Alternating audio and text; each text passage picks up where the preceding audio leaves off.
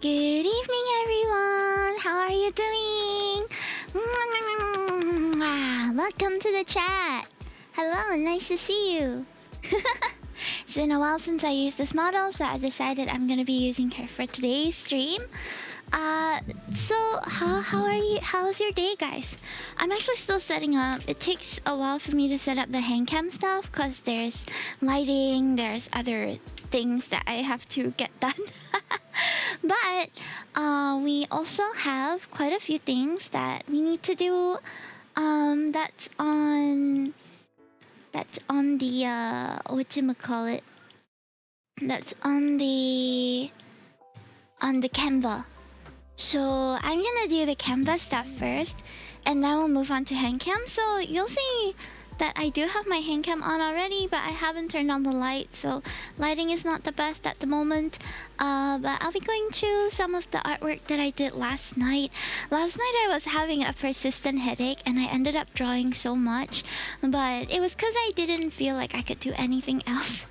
So I decided to just take a break and draw, and I ended up drawing, I think, 6 or so pieces of things. Yeah, lots of stuff. So this is the banner or the border that I made for this year's Artfight, and this border is kind of like a thumbnail to help organize your Artfight stuff. I made it on Canva, and when saved out, it looks like that on the art page. Let me show you what my attacks look like. Yeah, so it sorts out. So last year when I participated, as you can see, I didn't have the borders, so I just manually wrote it in. So you can tell the difference between 2024's work and 2025's work. So I'm gonna be exporting my thumbnails for the ones I did last night. But I have to save it out first. I forgot to save. Oh gosh, the pictures are in my phone. Because for my traditional artwork, I end up taking photo on my phone because I feel like it's easier to edit from there. The picture quality is not the best, but it's sufficient. So let me just send to myself the pictures. Oh, I have some that are not loading properly. Why? Let me select these 9 first, and then these 2. Okay. Why is it not sending properly? Hold on. 1, 2, 3, 4, 5. Okay, hold on. I'm so sure I did maybe more than that by a little bit. Okay, I'm saving it out. All the work that I did last night. We're doing... I should have prepared beforehand, but I was resting, so I didn't prepare beforehand. Okay, so I can show you what I did last night. They were up here. Blast last night. Last night, I was having a headache, actually, so I wasn't having a blast. But I figured out the cause of the headache, which is good. So this is one of the pieces. And also have this one. And then this one. I did all this last night while just having my Japanese lesson and drawing. I was trying to take it easy because I was really nursing my headache. It was quite painful. Then I realized that it's actually because I experienced whiplash when I was in the bus a couple days ago. The driver braked all of a sudden, and I was thrown forward a bit. So then I tensed up my neck, it seems, and that pain has kind of traveled to the back of my head. So yeah, whiplash. So now it still hurts a little bit, but because I haven't been moving my neck as much after I realized that was the cause of it, it's been better. I haven't felt as much pain today. Yeah, so I'm just trying to take care of it. Yeah. Okay, sorry, yeah. I'm just saving out all all the pieces first. This one is for Bunny Magica.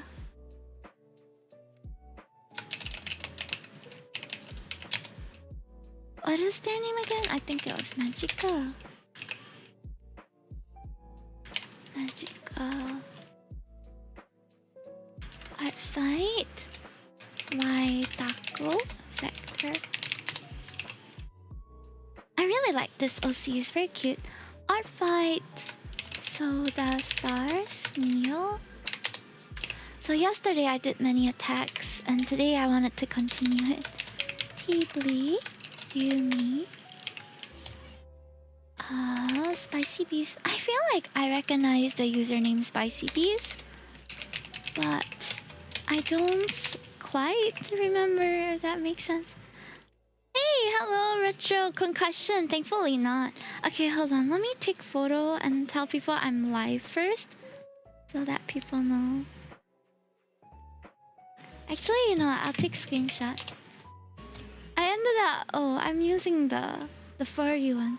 I feel like maybe I should open the Mio one again. The Mio one is very cute. It gives a better idea of my aesthetic, I think. Okay. Alright.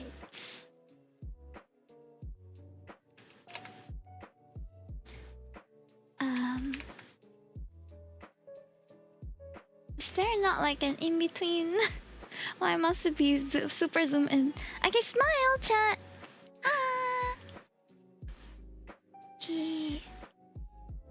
Let me take a photo. So I can... Oh! I have one small line at the bottom. Smile again! I love this model because no matter how she smiles, she looks very cute. Okay, I got a nice screenshot. I'm going to post on Twitter and Instagram and I guess Blue Sky too that we are live. I feel like a lot of the times I don't announce when I'm live and then I end up people don't know also.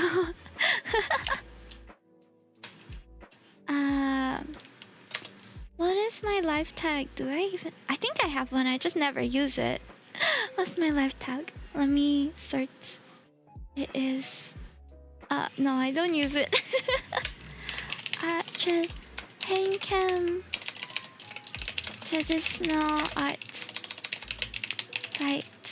Attacks tonight. Live for about 2 hours or so.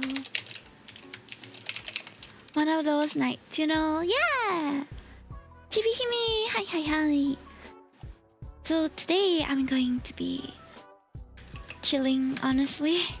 We'll be taking it easy because Hime is still having whiplash headache and it hurts, so I might not be as chatty as usual.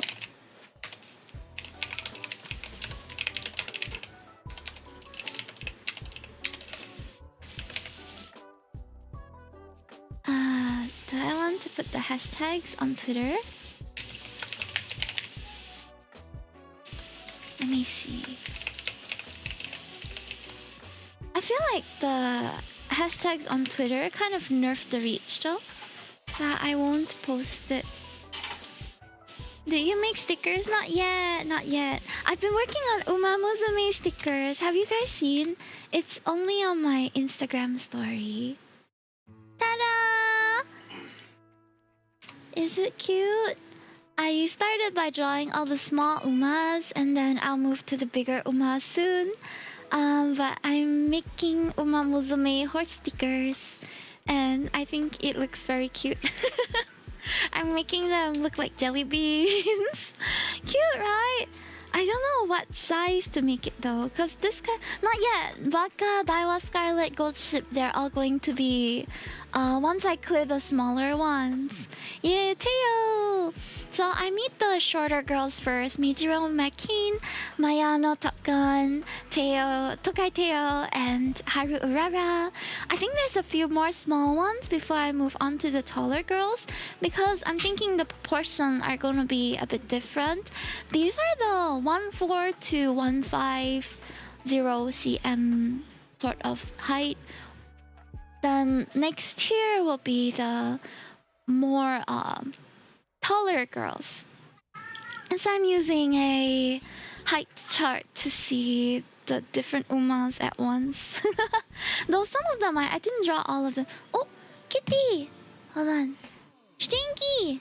He's passing by. Do you see his shadow? Stinky, hello, baby! Mwah! Kitty! Can you see his tail over here? He's crossing. Animal Crossing.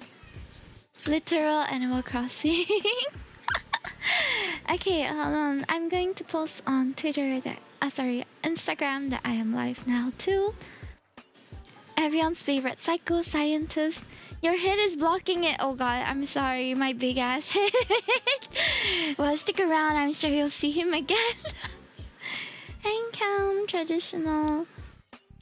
Artfight attacks. Live for about 2 hours. I've been making more new mutuals on Twitch. On Instagram. So I want to have an opportunity, if they are available, for them to come in and see. Okay, Agnes Takyon. Oh yes, Agnes Takyon's gonna be in here too. There was another girl that's Stinky. Don't sit on Caleb's face. Only I'm allowed to do that. Sorry, my kitty was sitting on my new mouse pad. It's so clean and pretty. And then he's just put his ass on Caleb's face. It's my very first booba mouse pad. And it is glorious and so soft. Okay. In any case, if you want to know which one it is, I think I had a video on it. Is it this one? No, not this one. This one! This one! I started using it already. Okay. I just noticed that I forgot to plug in my lighting. Let me just plug that in so that we get better lighting. And then we can do the art soon.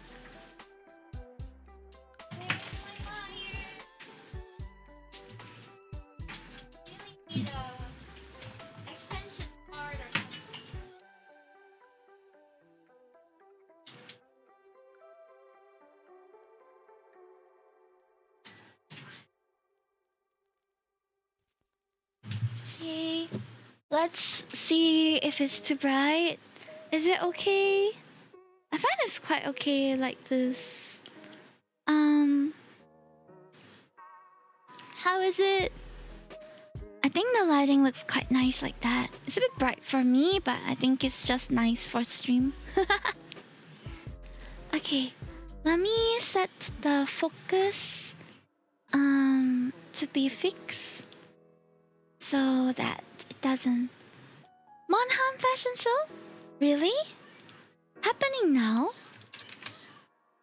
Okay, wait, let me put the focus somewhere here so that it's more focus. Okay, is it right enough? Oh! Hi, Drew! Oh my god, my bunnies. Hello! How was Tetris? Hi! Thank you so much for the raid. Thank you. Arigatou gozaimasu. How was your stream? Jun Gamer, long time no see. I haven't played Tetrio in so long. Oh, I miss it, but I've been enjoying my arts era. Used to get back into Tetris. So true. I miss it. Okay, don't mind me. I'm adjusting my lighting right now. It's a bit blue here. I'm not sure why. Or is it just me? It's a bit blue here. Hi, Zabagad. Welcome. Oh, how's your Switch experience? Okay, so I wanted to show you all the artwork I've done so far for Artfight. Starting from the latest one. I hope that you had a good stream. Thank you for helping me to shout out.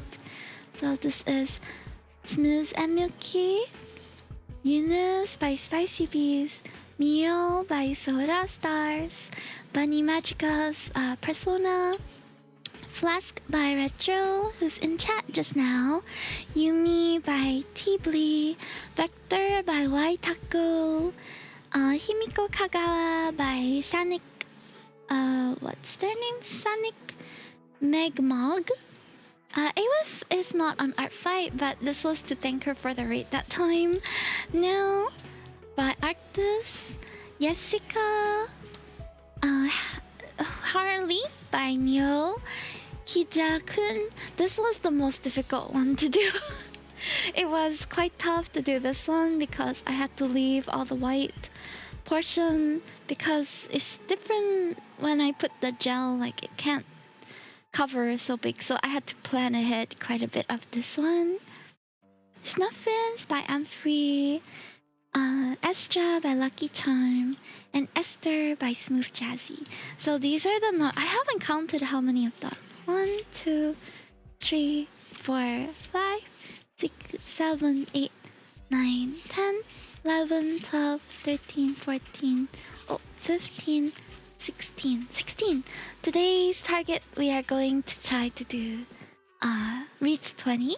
So I'm gonna try to do at least 4, but knowing me, I will end up doing more. So I hope you guys look forward to it. I am quite fast, so there's quite a bit that I think we should be able to cover today. So before that though, I wanted to crop out the ones that we have already done. So I will show you how I do it. Ignore the Caleb Booba mousepad that I was telling chat about. And so I've been using Canva to do the what do you call it?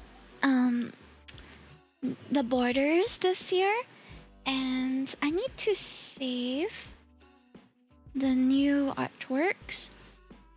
So I'm going to move all the way to the back and then we'll crop just the thumbnail picture.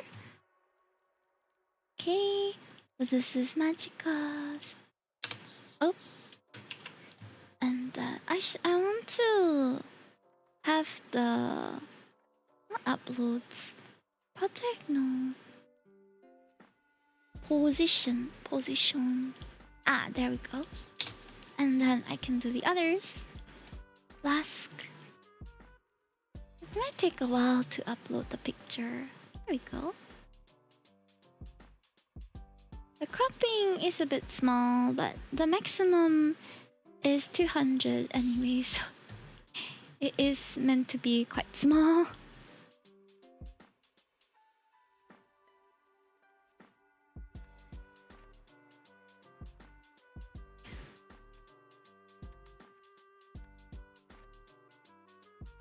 Okay, Flask.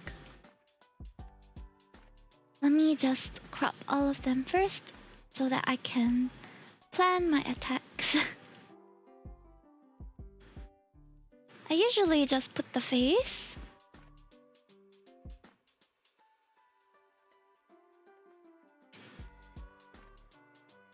Okay. I think I had 6 to do, right? We're almost done. Just give me a moment. Yeah, this is also part of the Artfight experience. Eunice? Yumi?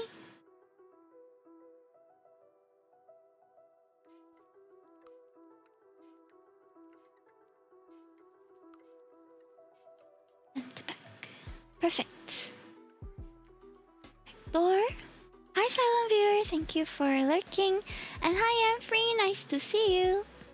I'm taking chat through my Artfight process this year.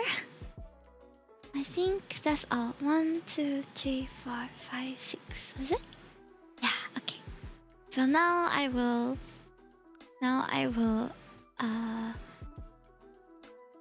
this is page 7. So 2 to 7. I'm gonna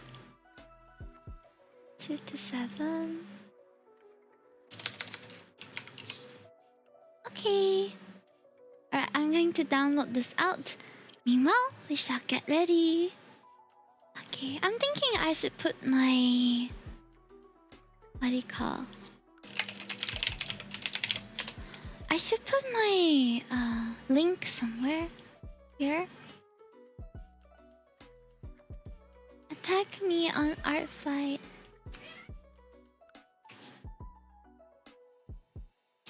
At... what's is my Artfight. Do I have it here? Artfight. Do I have a command? I do. I do. Hi RSC, how are you? I'm gonna put this here. First, I will put a little underneath. Okay, Ryuji? I'll put you a little underneath here. I feel like I should have a nicer overlay for... I feel like I should have nicer overlay for my handcam streams, but I don't have at the moment. I hope that's okay. Okay. Or should I make these guys bigger? I don't want to change it too much though, because otherwise it might disrupt my usual screen. Because this is just the handcam screen, but this is the usual screen. Yeah. Okay. Let's just leave it as this for now. I'm enraged with enraged. Oh, engaged. I read wrongly, and I was like enraged. Who made you so angry?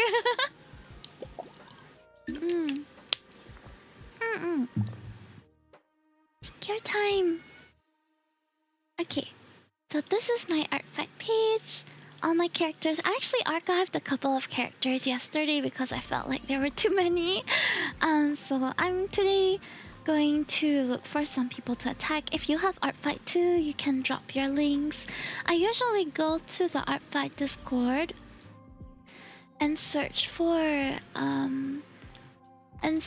targets by viewing the different users and what they have drawn. If their art style, like this one's so cute, then I'll open a tab and see if they have any characters I'm interested in drawing. Oh, I should probably post the recent ones too. Let me make a post as well. With maybe 4 art. I believe I had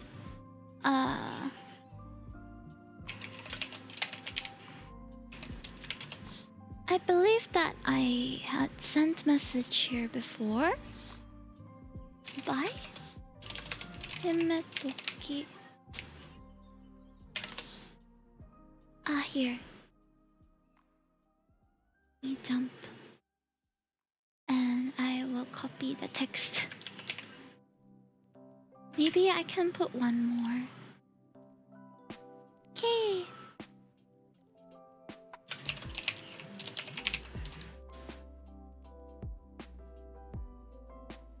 Okay. I'm gonna put up my target hunting. Maybe we will have people attack us too. So far, I've only had revenges. But I think that's okay. Wow, their outside is so cool. Office siren. I just saw the term. What is office siren? Oh, they have nice art style. Oh, cute! I see cute furries. You know, before I started streaming on Twitch, a long time ago, I was very involved in the Littlest Pet Shop community.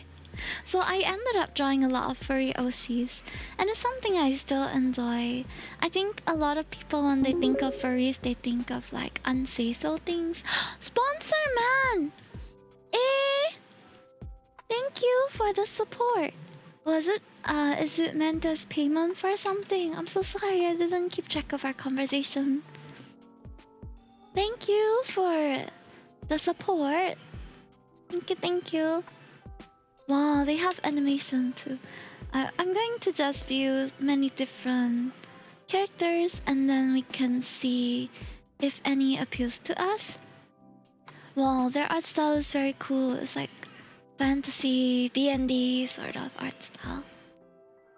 But I feel like I don't have any characters that will look good in that style. Okay, let's... Oh, that's mine! Oh, she draws Anthro too. Cute! Dinosaur aussi. Humans and dinosaurs. That is so cool. Wow, adorable. I don't know whether I should...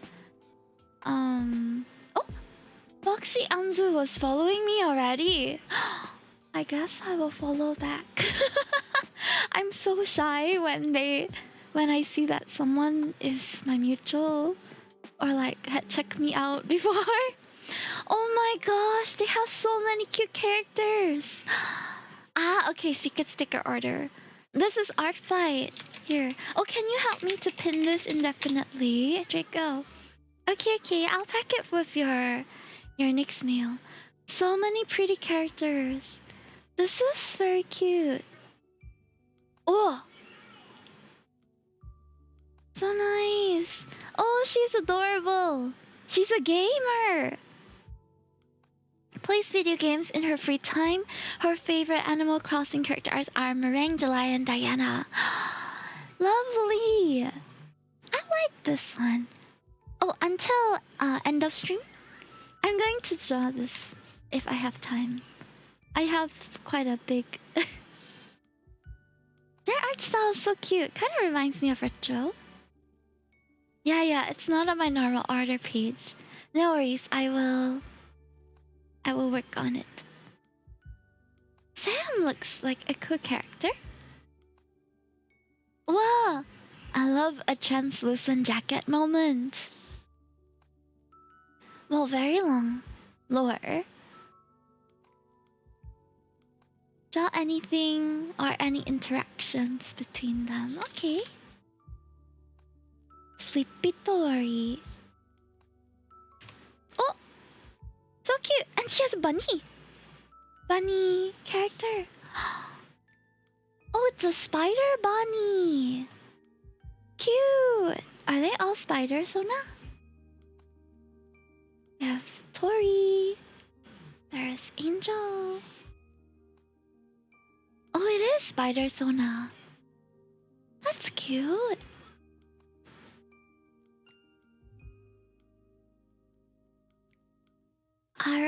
Aranyani.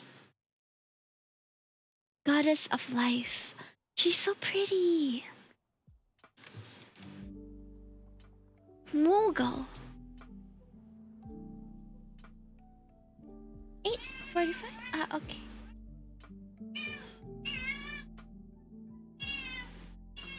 Oh, so many characters here. Oh, so many attacks, sorry. Oh, they have so many cute characters too. Hi, Minky. I hear her meowing. Kika? You say hi? She's purring, so cute. Minky. Good. Ouch! She scratched me. Okay, let me see which character I think that I'm able to draw. What is this? Moog. Oh, is there Sona? Oh, so cute. She's a Sona? Ah, this is a very pretty character. I think it's quite unique. I wanna draw this. Kaiso Pod. This is their art. Their art is so adorable. Aww. Okay, we're planning how to draw right now. Bug. Nico. Minky is comfy. Oh, this character is very interesting. There's quite a lot. I don't know which to choose. I'm having a bit of choice paralysis here. But Elio was the first one that caught my eye. I think they have a very unique design. Wow, Dingo. Tax. Oh, their art style is so soft and pretty. Okay, I'm going to see. Rosebud. What is TBN? Oh, to be named. Oh, she's cute though. I wanna draw Bunny. this person's artwork is so cute. Look at how soft it looks. Oh my goodness. Lineless crayon kind of art style. She has 3 characters: Daydream, Nimby, and Tintin. Oh, Daydream is so cute. Human bunny. Perfect. I like human bunny. Okay, I think I have my list of characters that I want to draw. It may change though. It really depends on my feels and the time that we have. So far, I have been trying my best to take part. I haven't gotten that many attacks. Oh! Oh, Mono attacked me recently! What? I didn't even notice. New art? Oh my goodness, so pretty, Mono! I saw you were doing Artfight and saw the rates as to your attacking. To which you were attacking, I got intimidated, so I attacked first. Oh my god, this is so beautiful! No worries. I actually need to go soon because I have a call with my parents in a bit as well. Yes, it is the right pin. Thank you, Draco. I still have a revenge on the cards. Hey, no pressure. Oh my god, I'm definitely going to attack Mono. Friendly fire. Who should we draw? Mono! Who is Sock? She looks so cool and so cute. Ooh. I like this character. But I also like drawing like Mono as normal Mono. I don't know which to draw.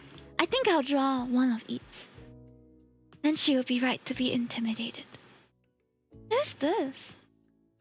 Oh my gosh! So cute! Wait, what is this? Jaboa?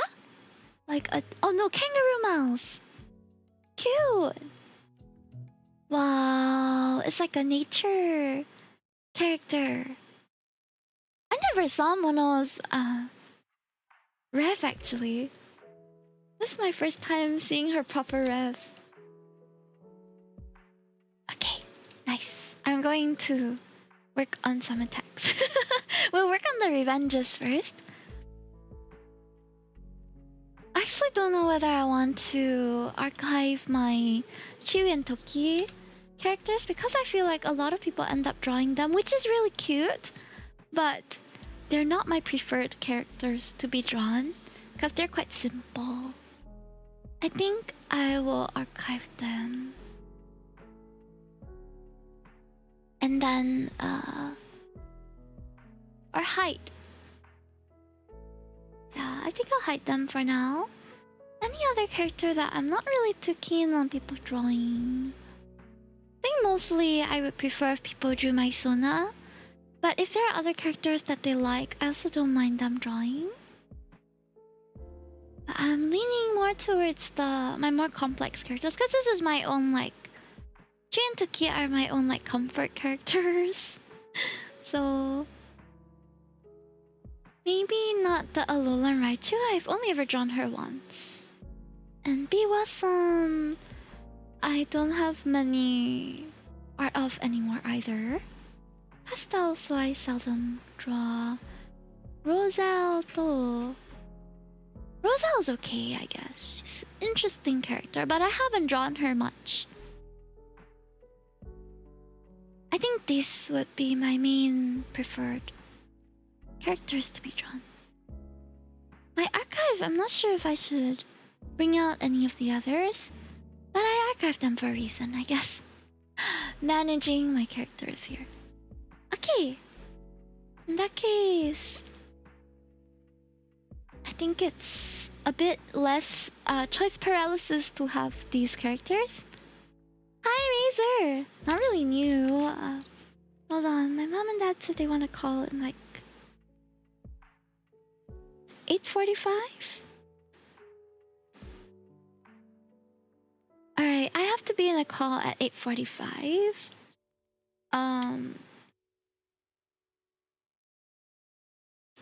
that I will be muted streaming because my parents want to call and just like I think they have some like stuff. Oh, group call from Papa. Alright, I'm gonna mute myself for now. And I'll be back once my call is over, okay? Be right back.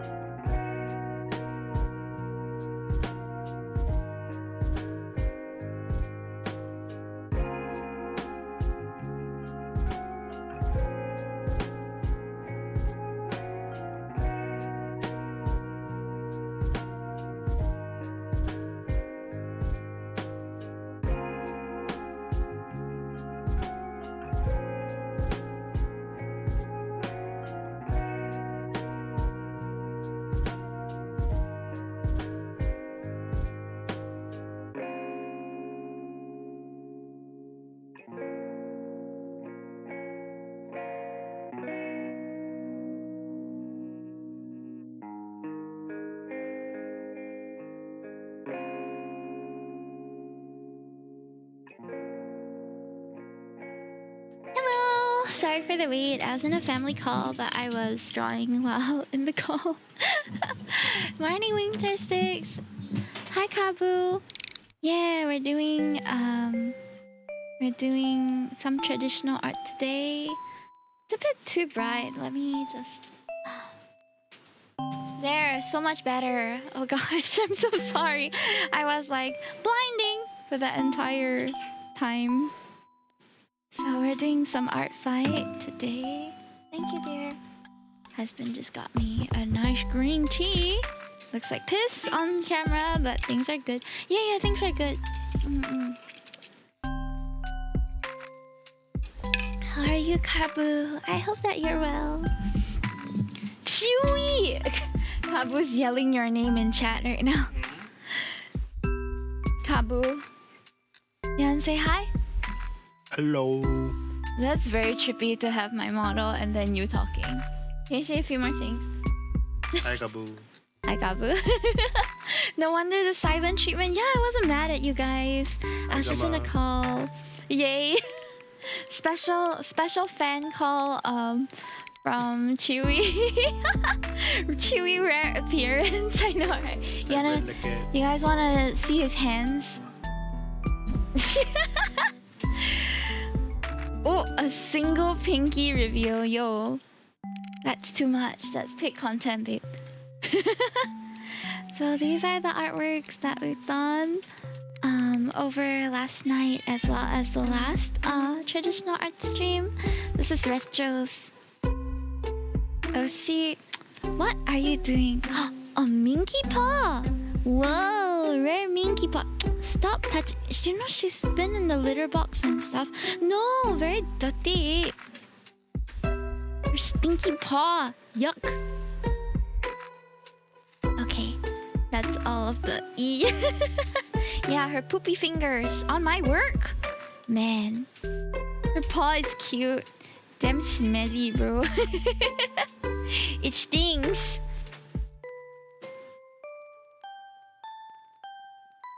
This girl is like a sea slug girl.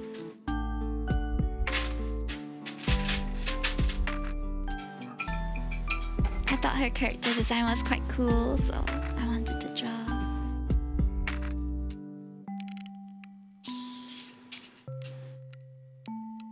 What about you guys? Anyone also doing art fight?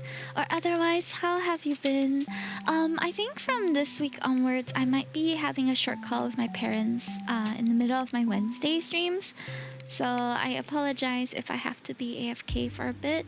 They just kind of miss chatting with us and want to have a short call every week to catch up. I don't know if it's gonna be a continuous thing, but we shall see. I used to go out for family time like every single stream. Nowadays that doesn't happen anymore because they don't really call. They miss their baby girl, yeah. They miss me. Who doesn't miss me, right? When I'm offline, y'all also miss me, right? Cloud farming right now. Okay, this is Moog by Moogle.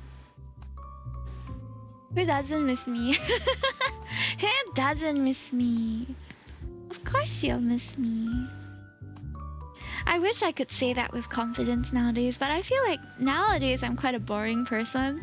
If I'm being honest, when I was younger, like when I was in my tertiary education and university days, I was very sociable and I had a lot of people that I would hang out with and like get invited to things and stuff. But nowadays, ever since I started working full-time, I've been keeping more to myself and not socializing as much.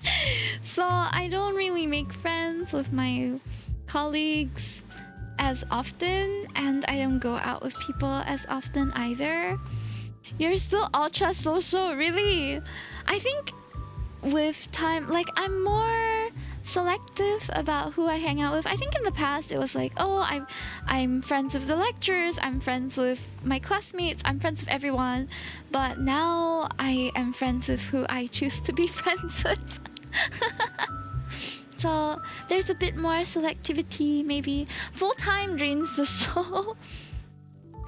I think at work especially, like, I'm okay with being friendly with people, but there's not enough time at work where I'm interacting. I think when you're in a class, there's a lot more interaction. But when you're working and your colleagues are all mostly busy with their own things too, I only ever like talk to them if there is a work like social event, or if we have things that we need to discuss about work. But that means not so much of like getting to know each other and more of like just getting stuff done. So I don't feel as connected to my colleagues as I think I used to with my friends. It's better to be selective. There are those that will stab you in the back because they do not see the friendship. Whoa, that sounds like you're speaking from experience, and I'm sorry if you had gone through anything like that. Tasty Oolong! Hello, have a great stream. Your nails very pretty lah. Is it you typing or is it your wife typing right now? But hello, nice to see you, Oolong. Hope you've been well as well. How have things been? Have you been? It's me!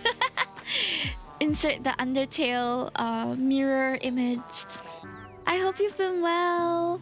I haven't seen you in so long, but I guess you are also busy with your own content and things.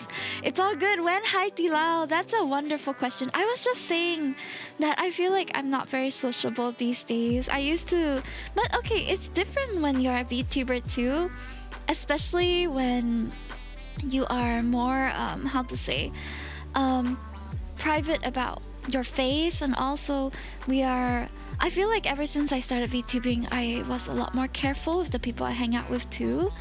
And it's usually other VTubers, because then there's an unspoken rule of like no dogs. Whereas it was very different when I was in like a face cam stream team and all. But I miss those days because I would go out more, and now we all just stay at home and collab through Discord. I didn't know you started streaming, but I know that you guys have had like videos that you've been covering events and things. So I know you've been busy with some content. There was like a podcast that I watched a bit of as well. Guys, can we get shout out for Tasty Oolong? I'm more than happy to join you guys for Hai Di Lao, because I miss interacting with people that I already know. I feel like I used to go out so much more, and now I just stay at home. It's too comfortable, like, because I'm also married, and then like the comfort of home is overwhelmingly comfortable, which is great. But I also feel like I need to touch grass a bit more. I'm down, let's go. I don't even mind if you're streaming it, I'll just be incognito. But yeah, good luck with your content. Content creation is tough, man. Plant grass at home. Oh my. I honestly don't have a very green thumb at all. Like, I am a nurturing person, but I'm not nurturing when it comes to plants, because I don't really know how to take care of plants very well. And I end up plants end up suffering under me, so I don't. Catnip is actually a really good idea, or cat grass. There's a more purpose to it than just keeping something alive. I have about, I think, 3 plants at the moment, because my mom's hobby is gardening. So she gave me a couple plants over the years to take care of. But once they get too big for their current plot, I usually give them back to her, and then she incorporates it into her garden and gives me like baby plants to take care of. Yeah. Catnip would be interesting. Can I buy catnip plant? Is it a plant?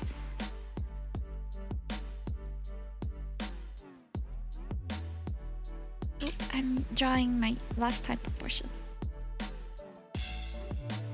Okay, I think my mods are away. Let me give you a shout out on my own. But thank you for the many months of support, Oolong. Thank you.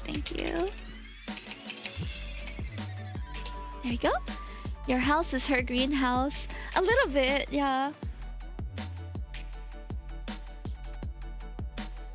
I think 2 out of 8 of the plants she gave me did not do very well, and then were unsalvageable.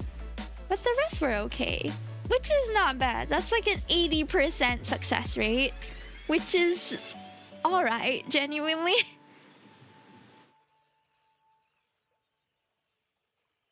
I noticed that I didn't have green thumbs ever since my primary school gave me bean sprouts to take care of, and I kept forgetting to water them, and they eventually, you know, withered and died. But I think that was more because they were in cotton wool and not in proper soil. But following that, I did try to like keep air plants and cacti, but I was never very good at keeping them healthy or alive. Like, I wouldn't know what to do when a plant gets sick, when it starts having mold or some sort of infestation or infection, and I get very lost. I don't know what to do. I did not get the worms, actually. You got worms when you were in primary school? What do you do with the worms? My class struggled with similar cotton wool plant science experiment. Worms? What for? Like, to earthworms? They were stinky. Ooh, gross. Stinky worms. Oh dear.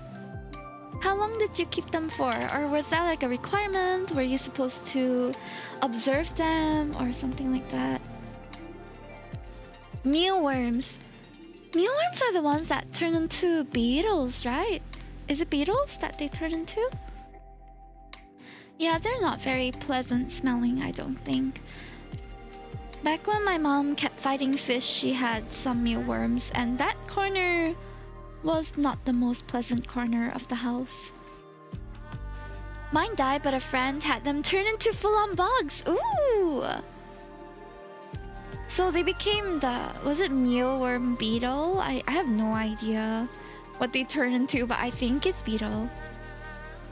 I still don't really know how that works. How does a worm become a beetle? I wonder what the equivalent in other countries might be. Bugs are so stinky. Oh man.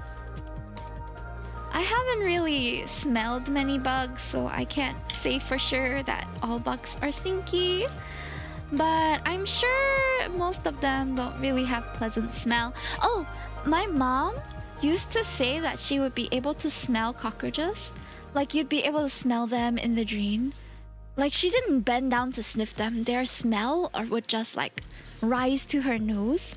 I didn't really believe it until at one point I was at I can't remember what I was queuing up for. I think a McDonald's or something, but it was one of those McDonald's where the ice cream kiosk was sort of outdoors. So there was a drainage outside, and I smelled this funky smell. It smells a bit like rubbish, but a bit milder. And before, like right after that smell hit, like 4 cockroaches came out from the drain and started scuttling about. I was like, oh my god, so scary. Then I started to think, is that the cockroach smell that my mom was talking about? There was another instance where our kitchen flooded. It was on my mom's birthday, I remember. She is definitely afraid of cockroaches. But this one time that the kitchen flooded because the piping like had some issues, clogged or something. So when my brother started showering in the toilet nearby, it flooded the kitchen. And there was a smell, and there were so many cockroaches. There were at least 5 adult cockroaches and maybe 10 like baby cockroaches that started coming out into the kitchen floor, and my brothers were too wimpy to kill them, so I had to take a I think it was newspaper or magazine, and like start like bonk bonk bonk all the cockroaches. It was not fun, and we tried our best to clean it all up before my mom got home because it was her birthday, right? So, oh god, the kitchen was flooded, it was wet, it was stinky, there were cockroaches everywhere, baby ones, adult ones. It was so gross. We eventually did clear it, and then we got someone to... Yeah, it was on her birthday. That's why I remember it so clearly, because unfortunately my mom, the most terrified of cockroaches, was the one who got it on her birthday, like a flooded kitchen with cockroaches. The cockroaches wanted to surprise her. At least we got rid of the family of cockroaches that was living there. That day, like after that day, I felt more assured that my kitchen was clean, you know? Yeah, it was gross though. Hello, welcome, Sleepy Tenshi, Cyber, Tenshi, sorry, Sleepy Tenshi. Thank you so much for the raid. How was your stream? Yeah, it was really not fun. Oh, how was Date Everything? Oh my gosh, I eventually want to get that game when it goes on sale. It seems so fun. I know the hype for it has kind of died down a little bit, but I'm all for dating otome games. In fact, tomorrow we're going to be playing Love and Deep Space.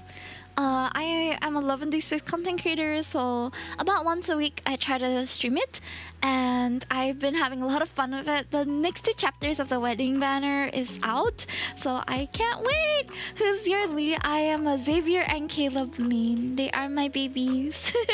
I have a thing for, I guess, slightly problematic, jealous, possessive characters. You love lads as well?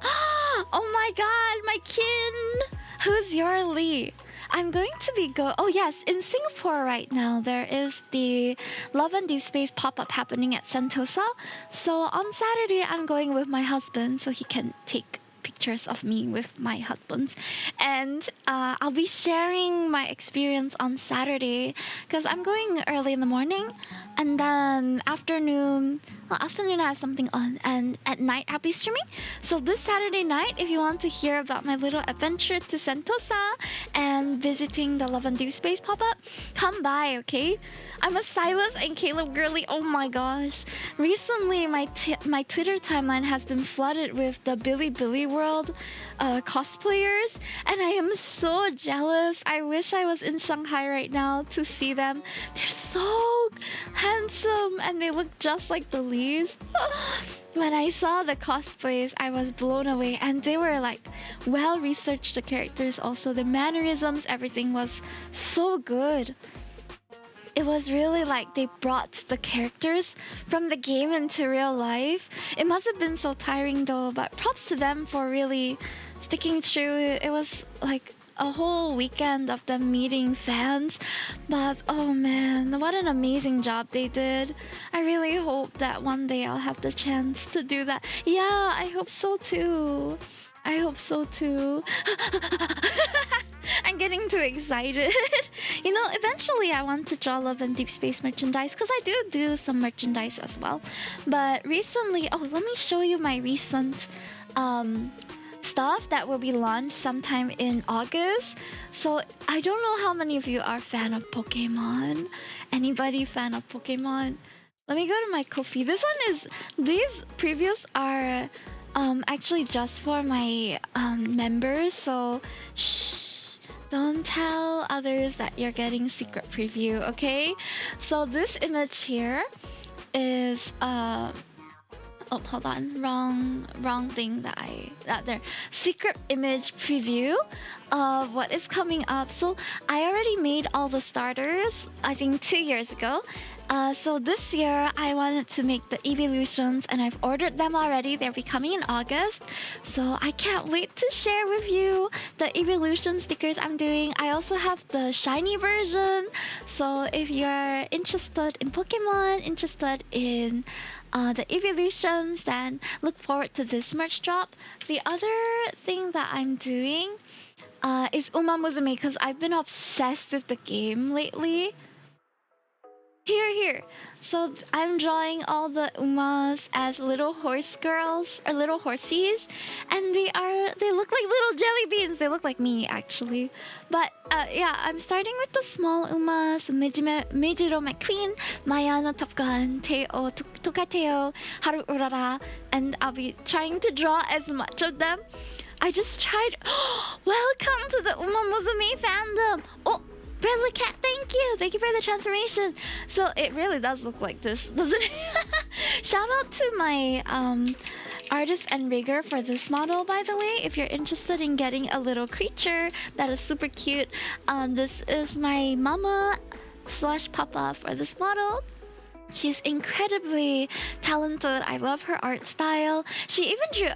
Did I ever show you like ancient Hime artifact? This is really old art, but this was a PNG tuber that I commissioned from ATAS long time ago, before my current model. So it's based on my old model. Hold on, let me show you my PNG. Thank you so much.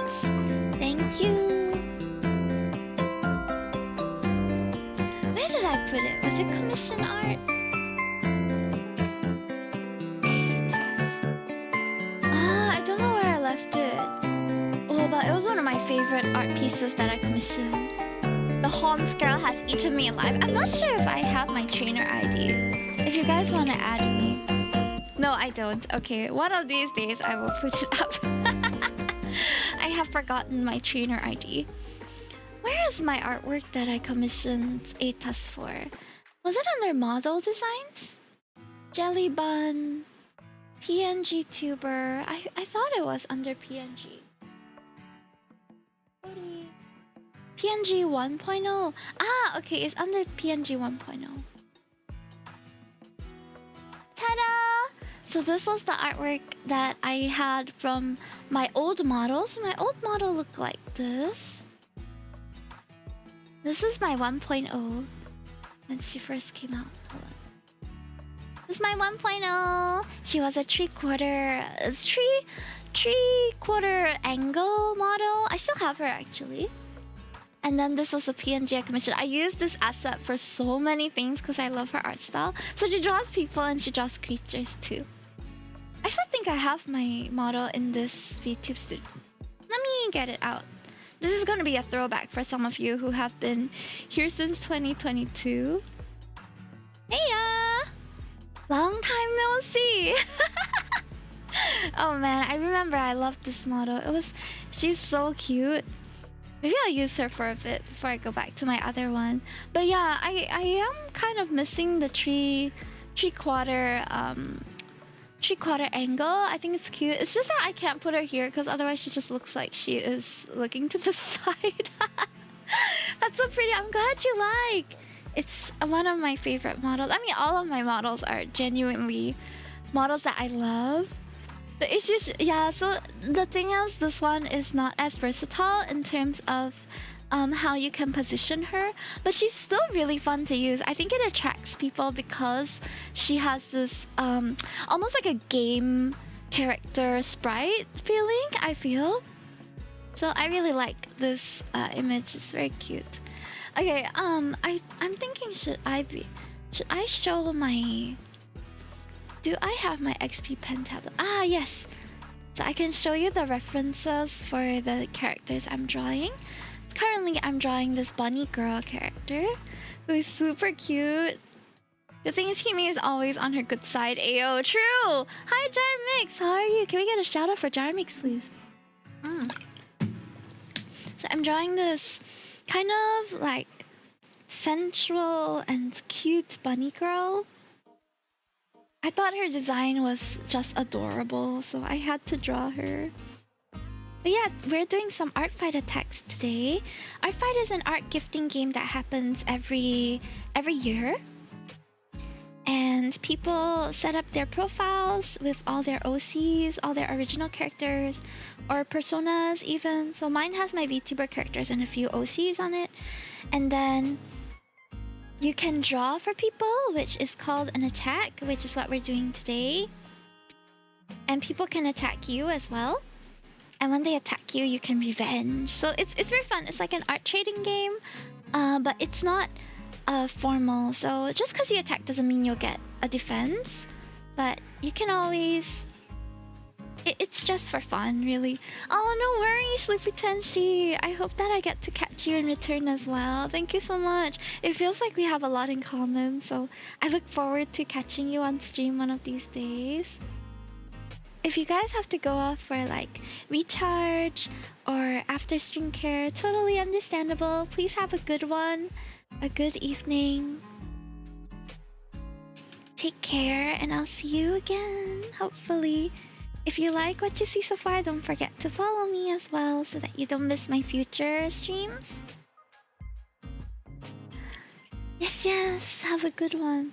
Okay, I think my art is a bit like wonky right now.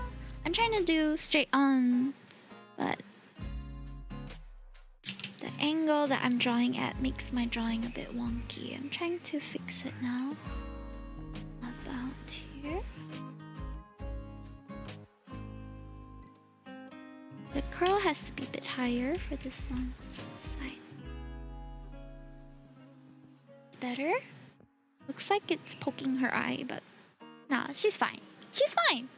Her eye is fine. Power creep animator top artist is getting 20 attacks and like yawning. What? Top artist is crazy. She hasn't been named, but I think this character is super cool. Very cute. But obviously I have bias towards bunny girls. Clearly I have a bias.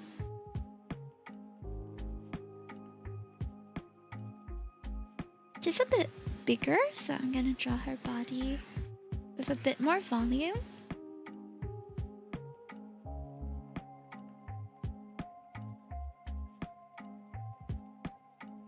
Oh, her tail is very cool.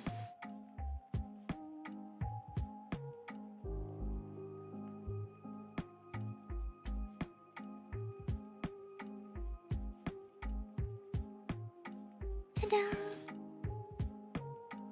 I like that there is a sleeve so I don't have to draw hands. Long sleeve supremacy.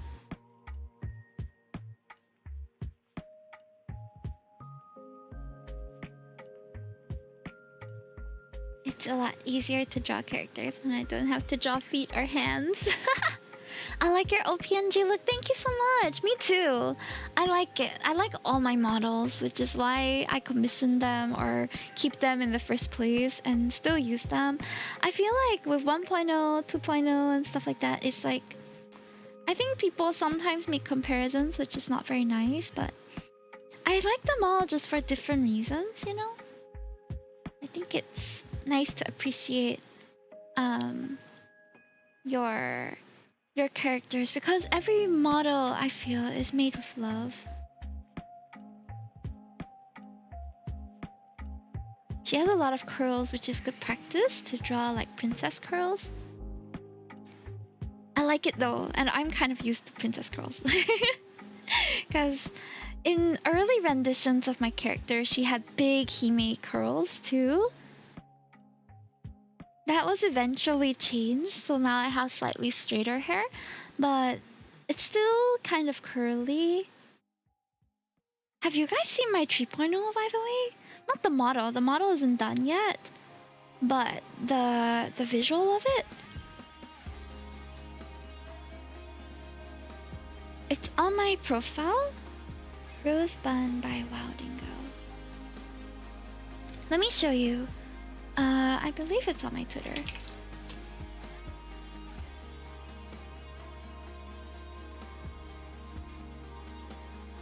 Oh.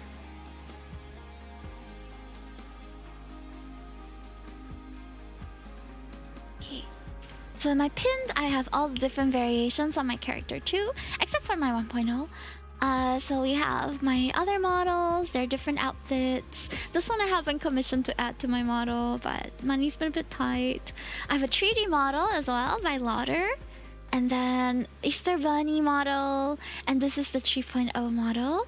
That is not fully complete yet, but I look forward to it. So this is my current, or the 3.0 look. So next look will look like this. It's a lot of ruffles. I genuinely have a bit of difficulty drawing my own character. But I'm wondering if I should do a simplified version of this so that it's a bit easier to draw. Cause yeah, I just feel like if the character is more how to say, is more complex, it's not as easy for people to draw. Even I struggle to draw my character and I can't remember all the parts of her outfit sometimes. But I love the design. The design's by Min, by the way. Can I give a shout out to Minimal Art? She is going to be the model mama for that as well. She has been quite busy, but I've seen that she's been streaming like an hour here, an hour there. Kind of like popcorn streams where it's kind of random when she streams whenever she has time. So go and follow her, then you'll know when she goes live. But usually when she's live, I can't watch her. Because when she's free, I'm not free. Hi Emotune, welcome in.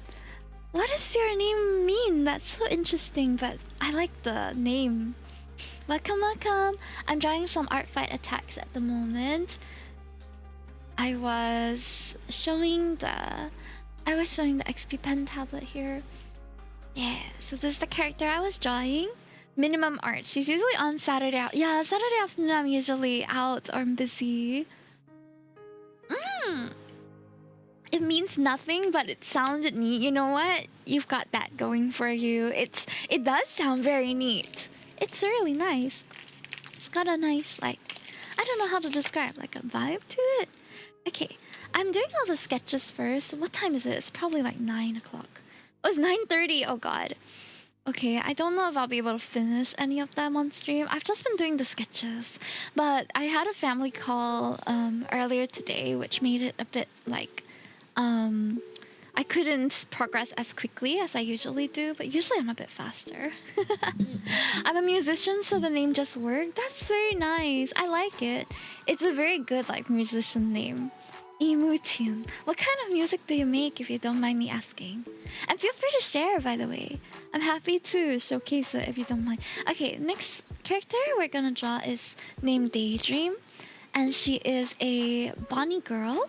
Also, as you can see, I have a preference to draw bunny girl. Totally not because I'm a bunny girl myself.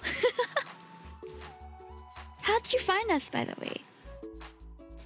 Okay, this girl seems quite youthful, so I'm gonna try and make the proportions reflect that youthfulness. Though I think my usual artwork is already like, they all look quite young. But I think I have to emphasize the eye. Oh, she has one eye showing, the other is covered. I'm gonna make this eye extra like Genki feeling. She has a star in her eye. Bunny girl bias, true. I can't deny. If I didn't like bunny girls, I wouldn't be one myself.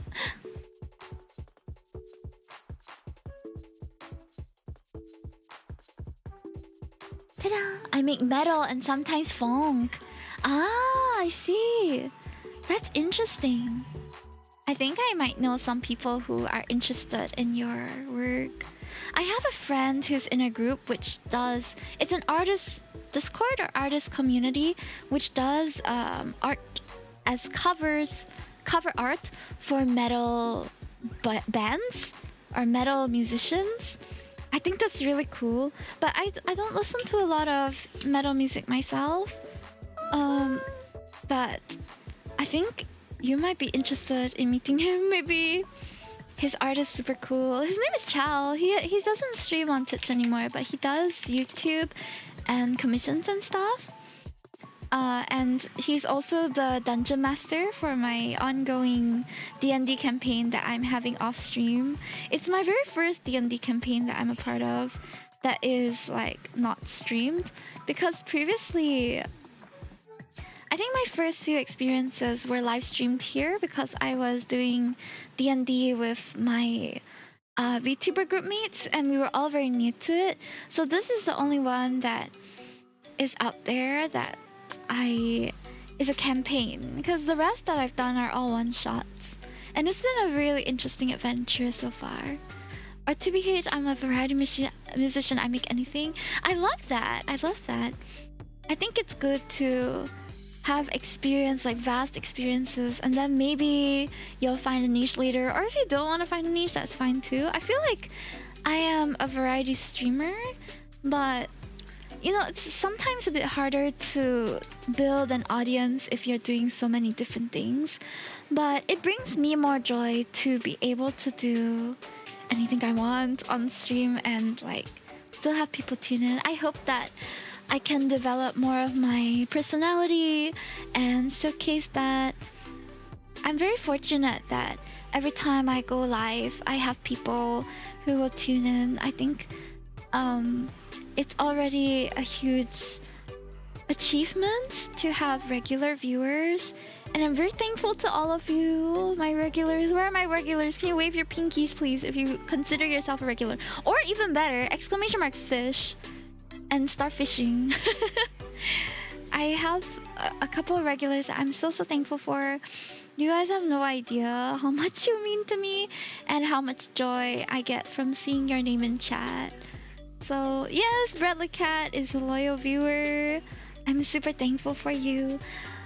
Regulars do change over time because, you know, life gets busy and that's totally okay. But for those who do stay or come back now and then, I'm so thankful and always very happy to see familiar names in the chat. So true, yeah. Bradley Cat used to be... I think you were first so many times. Gambling, ayo. We do have a gamble all or gamble like percent command, but it doesn't do anything apart from bragging rights. It's just for fun. You might win big. Oh no. New viewer comes in to promote gambling. Bonk.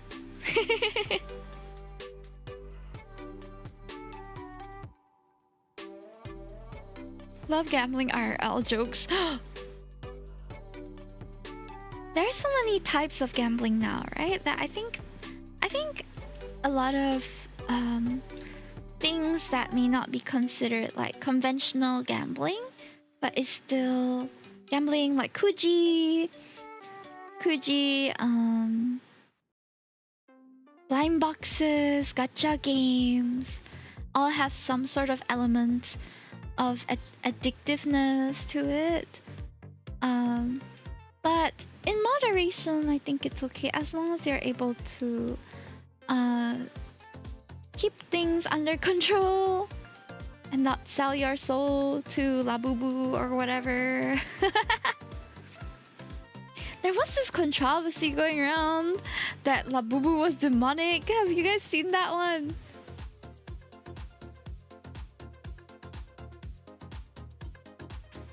But I feel like controversy surrounds anything that gets popular. So we get it for everything. Yeah, with every silly thing, there's controversy sometimes.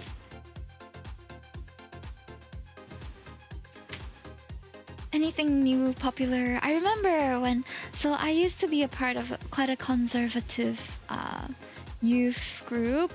And when Pokemon Go was popular, I can't remember if it was the pastor or the pastor's son that not tweeted, like it was Facebook post about how Pokemon Go is ruining everything and this is what the devil wants us to play. And I was like, oh, you know, it's just a fad. Just let it go. But it happens, you know, like people have theories and conspiracies about anything that's popular. So it's like an expected part of if something goes viral, then someone's going to blame the devil for it. Cast the gacha, cast out the gacha. Oh my god. I'm no longer a part of that group. But, you know, I still acknowledge it as a part of my past being involved in more conservative religious group.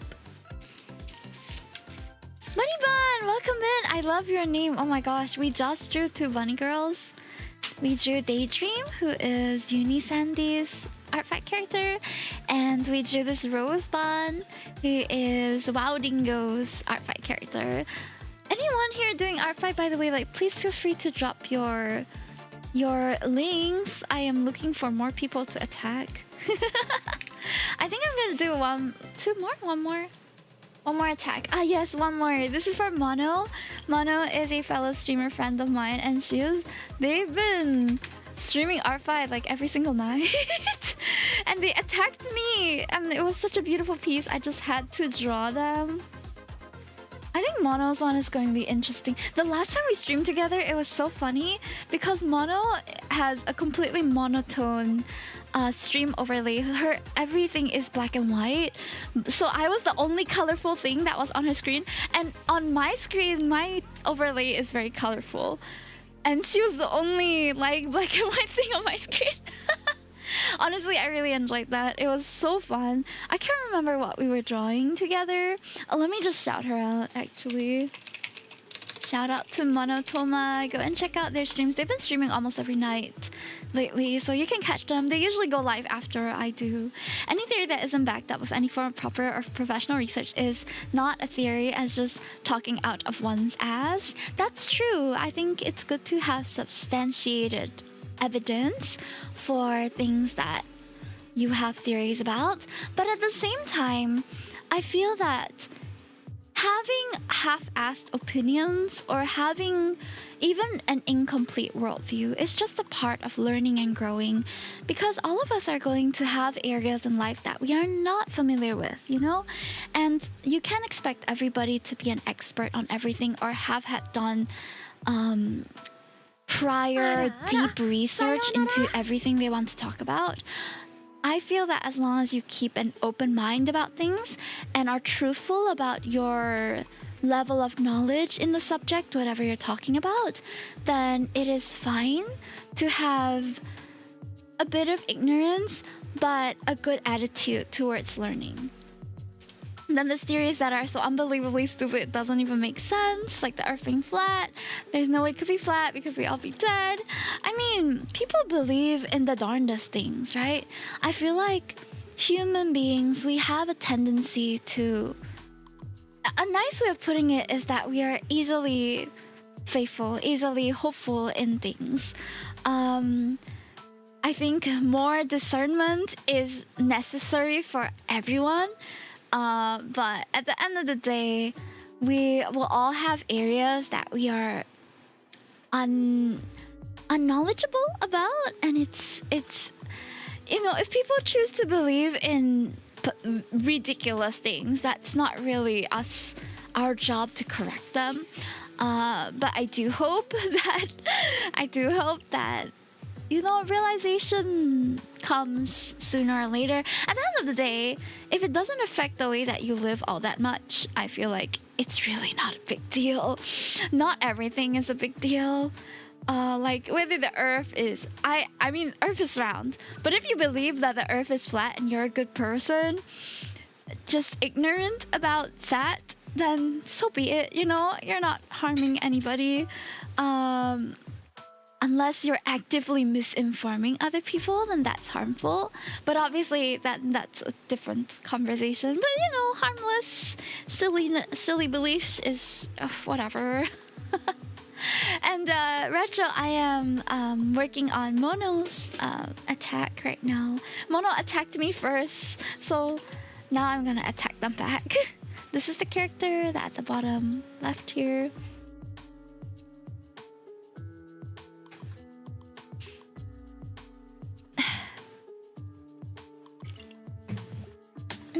I mean, Imatune, the reason why, although I do think it's silly, the reason why I don't think it's wise to like call people idiots and things and just be nice is also because we've all got areas in which we're idiots in, you know?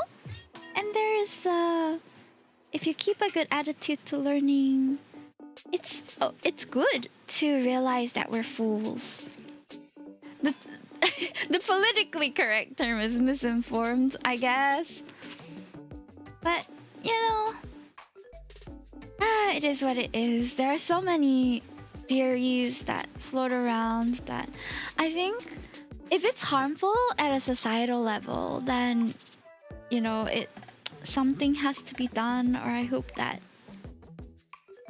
the misinformation or misinformed people will be better informed soon. I think COVID especially was a time when we had a lot of these conversations about people who are anti-vaccine and things, and it stirs up a lot of controversy because social responsibility and notions like that, right? But it's good that we're having these conversations and that information is so accessible. The thing is, like, with our day and age, information is so accessible, but that means misinformation is also accessible. And we all experience confirmation bias too, like being biased towards things that we want to hear, that we want to believe in. So it's very easy for someone to root themselves in a belief that is harmful or a belief that is not true. And it's something that we have to actively fight against.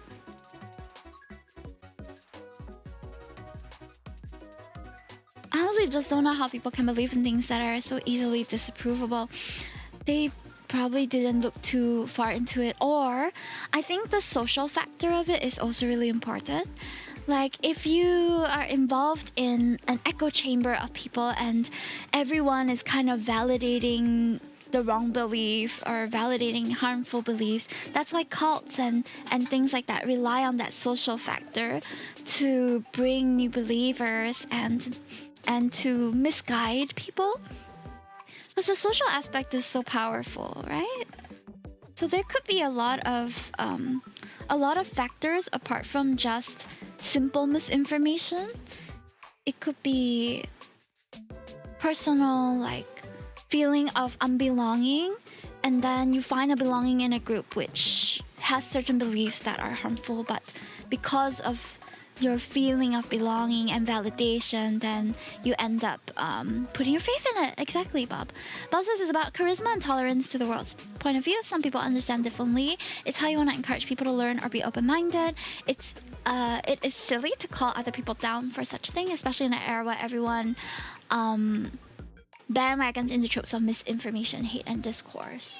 Oh, hello, Mommy Leia, Lily, and hi. Oh gosh, I just realized that my YouTube window has been hidden from me.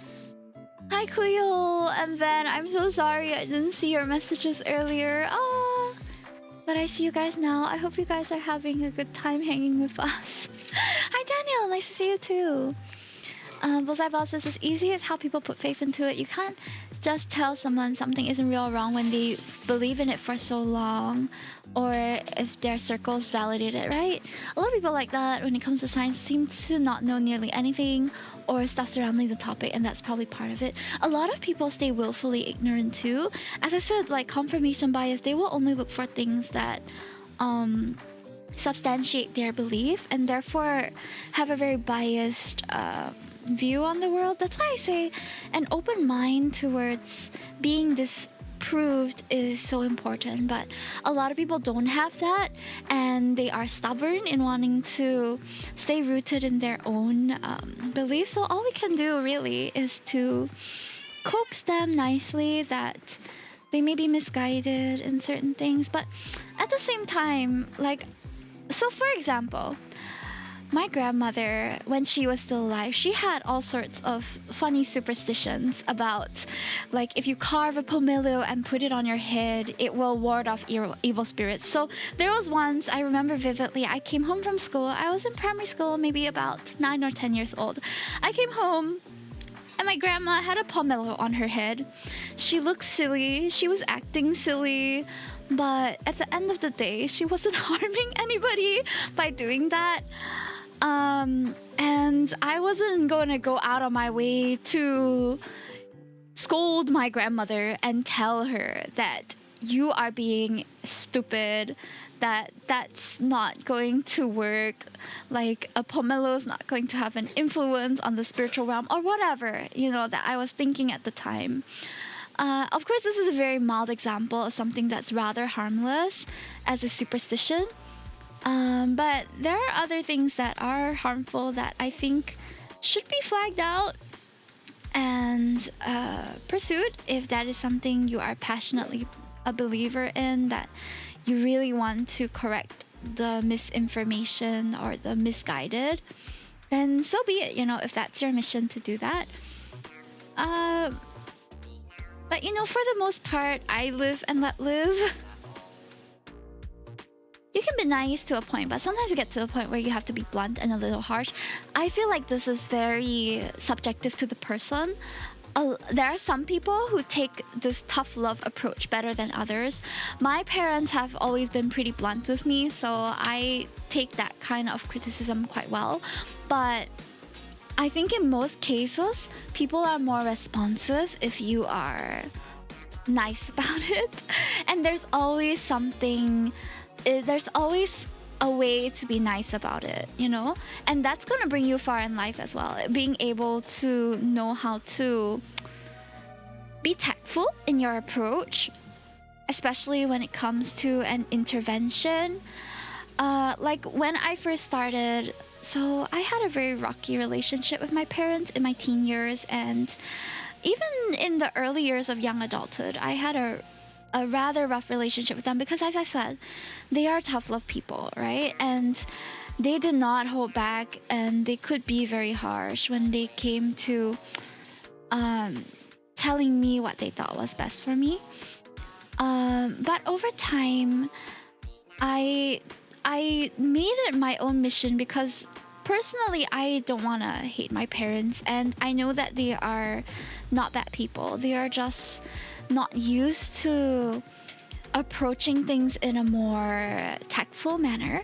So it took me a lot of time to evolve that relationship and the conversations I had with my mom and dad so that we could all be comfortable in talking about things that mattered to us and having difficult conversations, because it got to a point where with my mom and dad, I don't have social anxiety with anybody else, but I had really bad social anxiety with my parents, where I couldn't speak. My throat would close up when I was trying to have conversations with them because I was so used to them shutting me down and that tough love approach. So it got to a point where it became unproductive for us to continue having conversations that way. And it took a lot of work on both sides, both on me to overcome my anxiety and on them for being open to changing the way they communicate for us to improve our relationship. But of course, that also depends on the kind of dynamic that you have with this person. For the general people that I interact with outside of my family, I tend to try to be nice first because most people are receptive to that first. I think reality checks and harsh reality checks are effective, but they're more effective when it's the people close to you. And if it really does come to a point of an ultimatum, then that's where you need to be firm in your stance and list if there really are consequences to their misguidedness, then to state those circumstances or those consequences clearly. Communication is hard. It's something that I think a lot of us struggle with. I struggle with it a lot, having come from my family of origin, as it were. And yeah, it's just navigating life is like that, for me, I try to be at peace with everyone if possible, because that is stated in the Bible to if possible be at peace with everyone. I know it's not possible with certain stances of the Bible, and might even be controversial for some, but everyone has their own threshold as well. For me, I don't tolerate disrespectfulness, and what else? I think I haven't really personally figured out my values very much either, but for me, simplicity is one value where I don't like overcomplicating things in life, and I like to be able to communicate simply without being condescending. So simplicity is one of my values. But I haven't quite reflected on what other values that I hold dear to me. There are so many options, that's the thing, right? Does anyone here have an established, like, you have thought about it before, like, these are my values and why I've incorporated it into my value system? I think it's important. I actually started thinking about it in June, but I haven't expanded on it much. Power tripping levels of stuff that can be held. Do you say the same thing can happen if round earthers had a Discord with debate channels? How people in the world are. Imitun says, I got banned from Flat Earth Discord because I kept making counterpoints to the points they're making. I wasn't doing it in a mean way. I was trying to be as respectful as I could. And the thing was, it was a debate channel. Now, those are the kind of people I see misinformed. If you aren't open to counterpoints, then there's no hope for you. I think, yeah, that is important too. Like, if you are stubborn, then so maybe open-mindedness is one of my values. Maybe, because I keep talking about how it's important to be open to being corrected, right? Yeah, maybe. Not really, not gonna lie. Hi, Granat, welcome in. Never thought about it before. We can talk about it more if you guys want to. Hold on, let me just scroll up. I think I missed some chat. Hi, baby CKS, welcome in. Wiggly says, I want to say that some people are not mindful as well. Just like some people that I met, they say things that are hurtful, but they don't realize. A lot of people are like that, really. That's why communication is so important. Like, different cultures have different expectations. Different people also have different expectations of how you communicate and how you, like, pick up on cues and when people are upset or offended, you know? And it's obviously easier to find people that you jive with, that you vibe with, that are of the same mindset.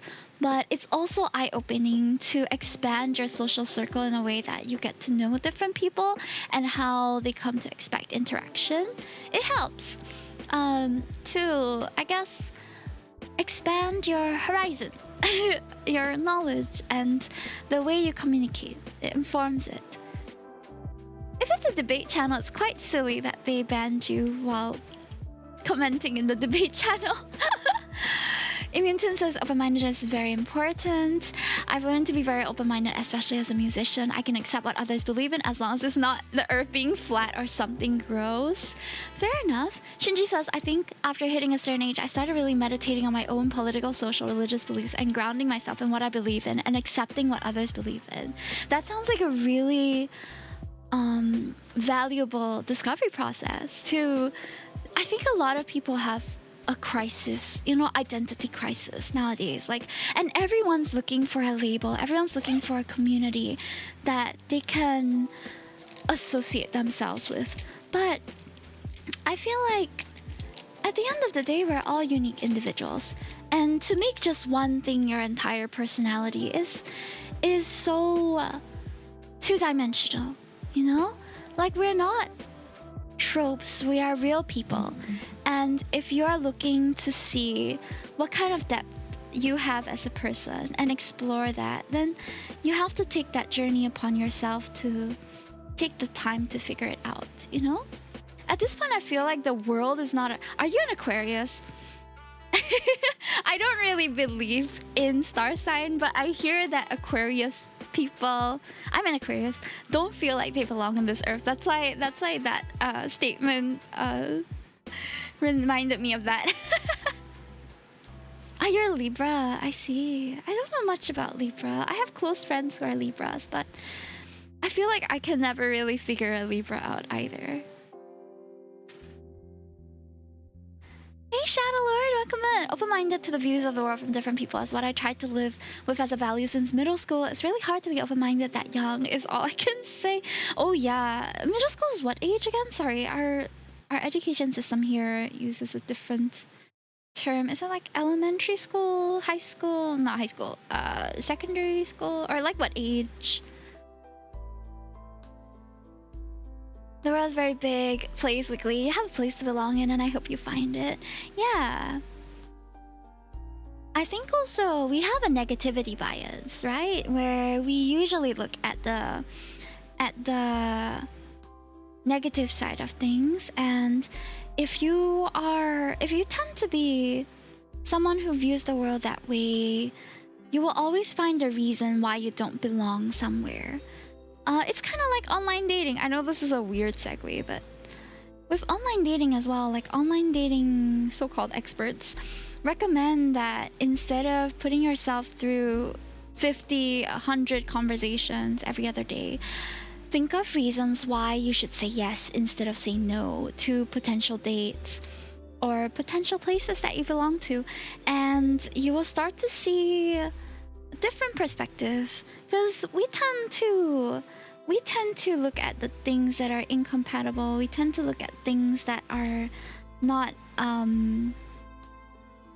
agreeable or like negative, because that's how we're wired to be.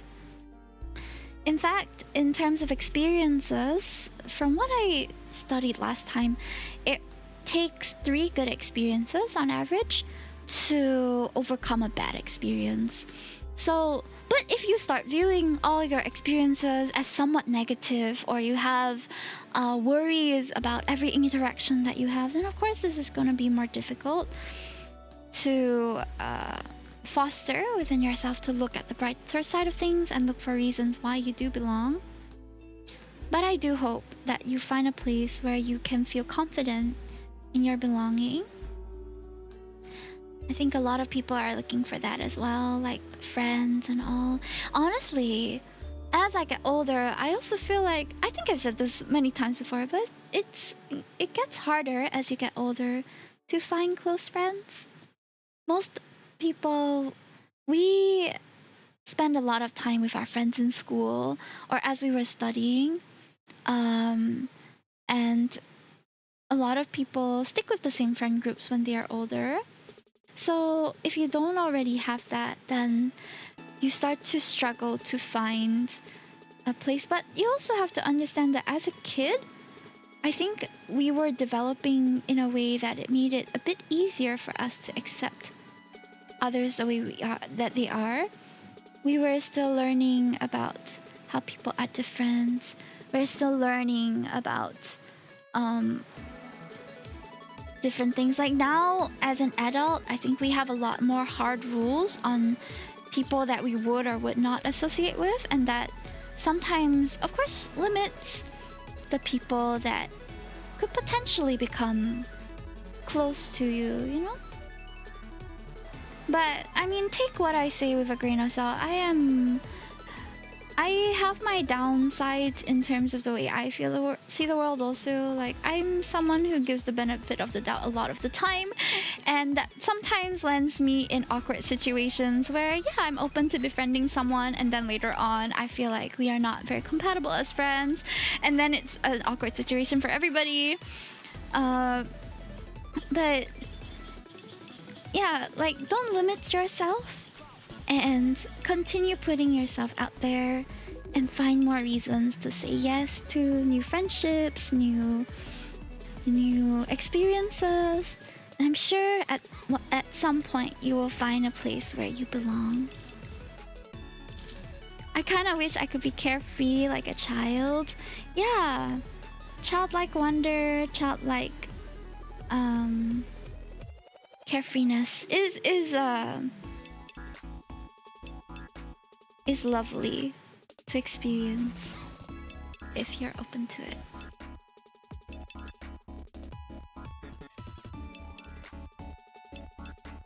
I wonder if this is an okay like representation of mono. Your character is all black and white. This will be fun to color. Hello, hi hero. 12 to 15. Oh yeah, as a teen that's quite difficult. I think correct me if I'm wrong, is teenagehood the time that we start to foster our belief systems?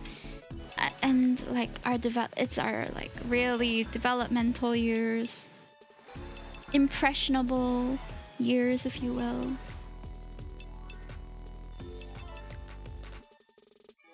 Like into your 20s and then subsequently your 30s, I think things do get a bit less open-ended. because we already know our preferences or we have set them for ourselves. But that's also when we set our own limits. You know, a lot of people will come to the streams or they'll see me draw in real life and then say, I could never do that. I have no talent in art. I can't draw. And those words hold power. Those words solidify to yourself every time you say that this is something you're unable to do, when it's not true.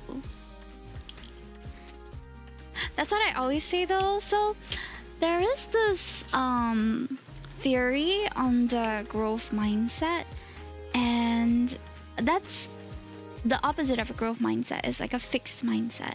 A fixed mindset is when you say things like, oh, I couldn't do this, I couldn't do that. You believe in innate talent and innate like strengths, where, oh, I can't do this, I can't do that, and you limit yourself. But a growth mindset is one where you believe that you're able to do anything that you set your mind to, and you'll be able to find some success in putting in the work for it. So for me, I'm a person of growth mindset, and I think changing the way we use the language is very important too. So instead of saying I can't draw, you can say I can't draw yet.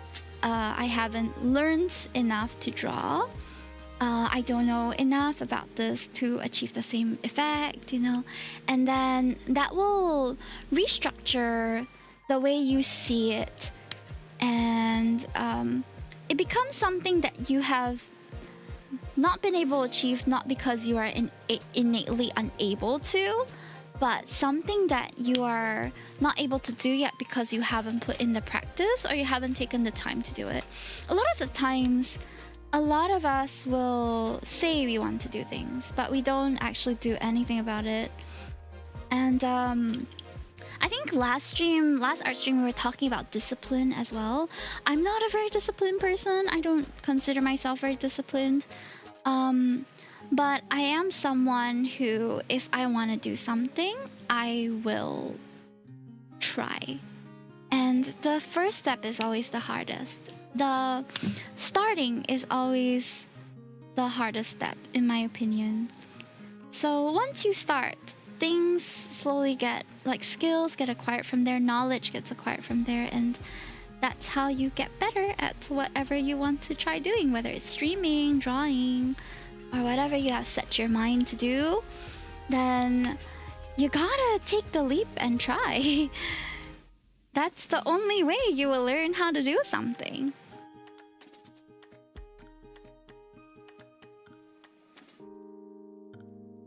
Like Nike says, just do it. But that's not something I endorse for everything. I think with harmful habits that are, you know, proven to be unhealthy, like smoking or drinking or whatever it is, that you might feel like, oh, I want to give it a try. Drinking is fine in moderation, but you never know.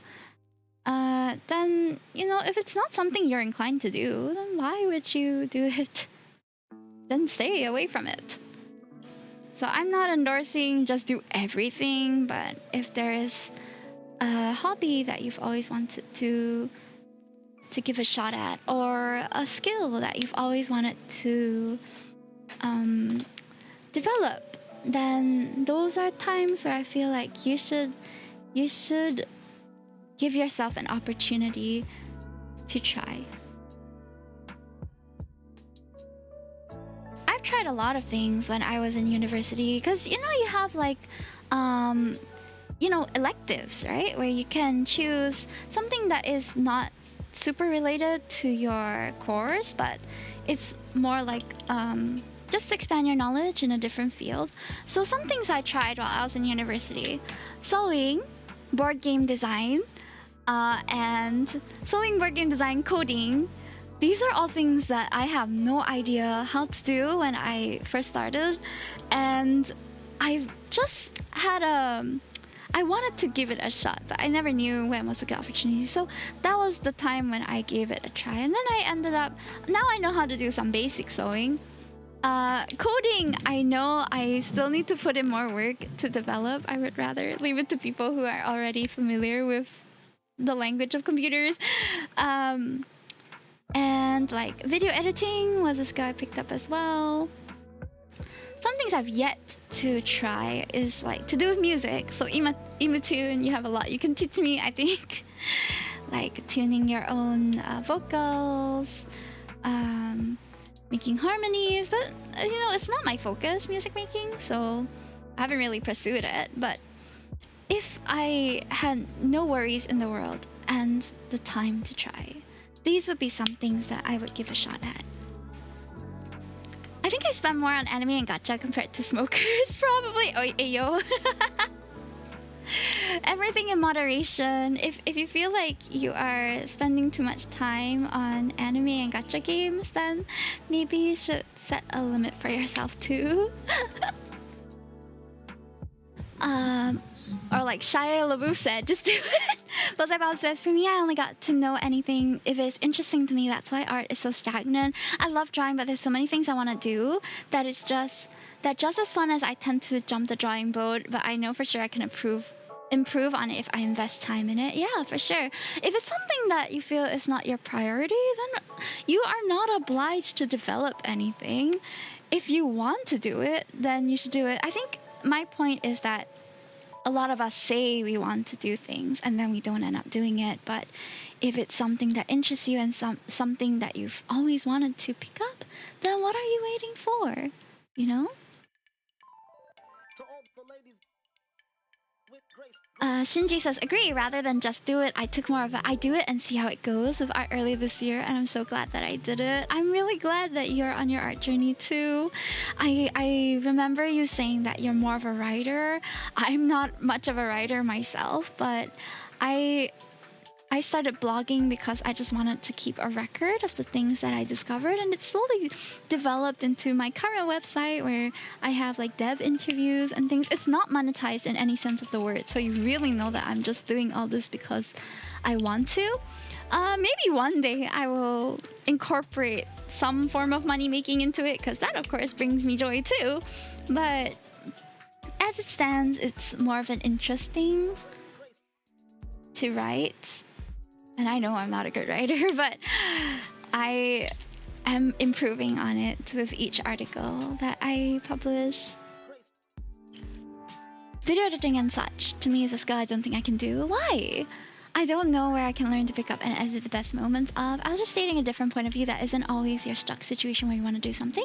Sometimes you learn that you don't enjoy it. Yeah, exactly. It's totally fine to discover that you don't enjoy it either. But at least you have gotten a taste of it and you know that, oh, at least I tried, right? Then you can't say that you didn't try. So Bob, with video editing, I would suggest if you are doing very basic edits, right now I'm using an app called InShot. It's kind of like CapCut, where it's quite intuitive. I just download my clips or download the videos I have on my phone, and then you add it in. If you're looking to basic edit, then you can do stuff like that. Otherwise, I think it's more of a exposure kind of thing. Looking at how people edit different things and then being inspired by it. It's kind of like art, where, you know, you see styles that you like. If, by the way, you want to know how I develop my art style, I have a 3-part blog post on that. And it was how I discovered the art style I liked and developed it. So if you're interested in reading it, that's on my website under the art blog. I think it's quite recent, so you just need to scroll down a little. But that's how I came to my current art style too. And go get inspired and then figure out how to do it the same way is how most people would pursue a more arbitrary, like that's my starting point when it comes to something I like to do. Like when I was picking up embroidery during COVID, I went to look at patterns and designs that I like, and that motivated me to try and achieve the same result. So yeah, expose yourself. Don't take that out of context, but expand your exposure is a better way of saying it rather than expose yourself. Oh my god. I learned a lot from popular streamers when it comes to editing. Exposure issue, a skill issue of finding everything entertaining, or girl bias to edit the entertainment. Then I would suggest try a different one. try the different styles that you like. Or okay, expand your exposure. Okay, I say expand exposure, but again, practice limiting too. It's very hard to explain like the sweet spot for you because it's different for everybody. Some people like to gather many inspiration and then from there they see patterns from it. That's how I do it. But if you feel that it gives you choice paralysis or it gets too overwhelming to have too many inspirations, just pick a few that you already like maybe just 1 or 2. Or limit it to 5. Limit it to 5 because I think that's how many we can process at one time. It's like 5 or 6. I can't remember the research on it, if I recall. 5 or 6 is as much as we're able to juggle at any time. So choose 5 or 6 and then just focus on these 5 or 6. Don't go out and look for more novels, shiny new things. Limit your inspirations and work on those first before going to the others. Like for my drawings, I work on them in batches as well. So previous time I worked on like 10 pieces. I'm very used to drawing, so I'm able to do more, I feel. But previous session that we did traditional art was 10 drawings I finished. And then last night I finished 6. Today I didn't count how many we did. 1, 2, 3, 4, 5, 6, 7. 7 was a comfortable number for me because there were some that were more complex characters. Then this is the batch that I focus on and I finish first. Then I move on. You know? Yeah, but there are many ways to develop it. I'm not saying that this is the only way you can develop a skill. Many people are... I've been learning from other artists as well because a lot of them keep sketchbooks where they don't complete all of the work, where it's just sketches for practice, and I realize I don't have that. So at some point I want to start a sketchbook where it's just for practice, but I don't really do environmental drawings as much, so I don't usually have to look up references for like chairs or books or, you know, different kinds of visual library building because I don't do environments as much. I draw singular characters. So I've been expanding the types of characters that I draw. I haven't been doing it super consciously, that I don't have a chart to tell myself how much EXP, but if you want to gamify your skill learning, that is totally up to you and something that's very efficient for a lot of people. I don't do that actively. As you can see, I'm doing some furry art, some odd-shaped characters, some flora, and with every piece that I do, I am trying to develop skill. The first time I started doing this art style, I was mostly doing just people. No furry, no alien, no like different number eyes. And I was just drawing mostly girls and boys. Just girls and boys that are quite normative and popular characters like Hatsune Miku, Rinlen, you know, things like that that are quite palatable, easy to build on. And now I'm trying to expand that into different characters and increase my EXP in drawing. Well, we have monotone. Yeah, we have like partial furry with the neck, the Mimi. The Sun a bit more furry style. The Sun also more furry style. Detailing, this character is very detailed. I'm gonna struggle with her. Different texture kind of character, more furry. I like furry art. But I draw like cutesy one, not like the hyper sexualized or suggestive kind. I just like characters with animal features. I think are very cute. I was a part of the Littlest Pet Shop community a long time ago, and I drew so many Littlest Pet Shop characters that I think I was a low-key furry artist at the time. I just didn't realize. So this is Mono. We're done with Mono's one. I don't know if I'm gonna be able to finish much today, but we're going to try. Maybe I can finish 3 or 4, and then I'll call it a day. But end of the day, just do it also. If you don't do, you won't experience it enough. And something I like to tell myself as well is, even if it's so-called like bad and you don't feel like completing it, sometimes if you feel it's a piece you want to pursue, just finish it. It doesn't matter if it doesn't look perfect, because at the end of the day, your art, your craft is going to improve anyway, and you can't expect every piece that you do to be your best work. But the more work that you do complete, the more you have to look back on in the future when you do improve, And a lot of people like to do like those redraw memes and things as well. I'm not saying don't restart. I'm a restarter myself. I restart when I think that the proportions are way off, that I can't salvage it. But you shouldn't be feeling that way about everything that you do. Even if it's just one aspect that you really like, find a reason to finish your backlog. Oh, can we get a shout out for Takuko, please?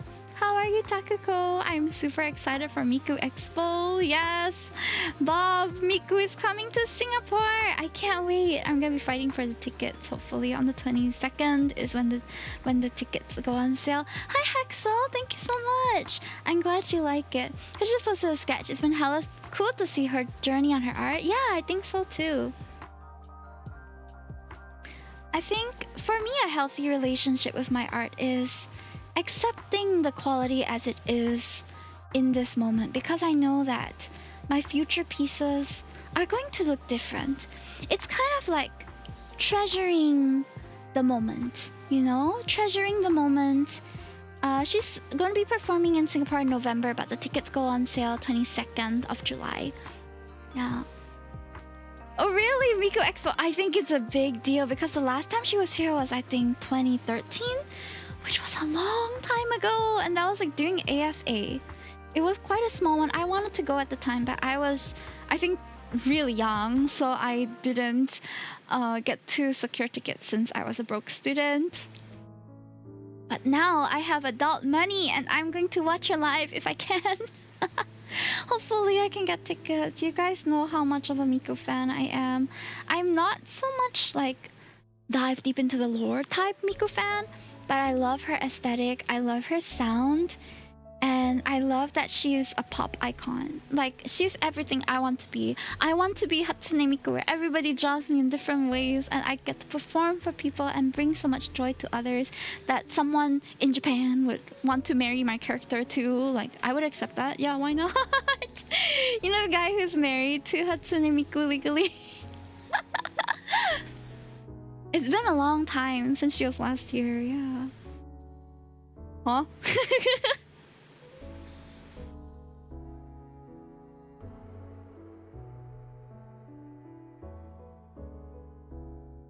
I would so love to just go for a day or two since I can travel for free minus tax. Really? Yo.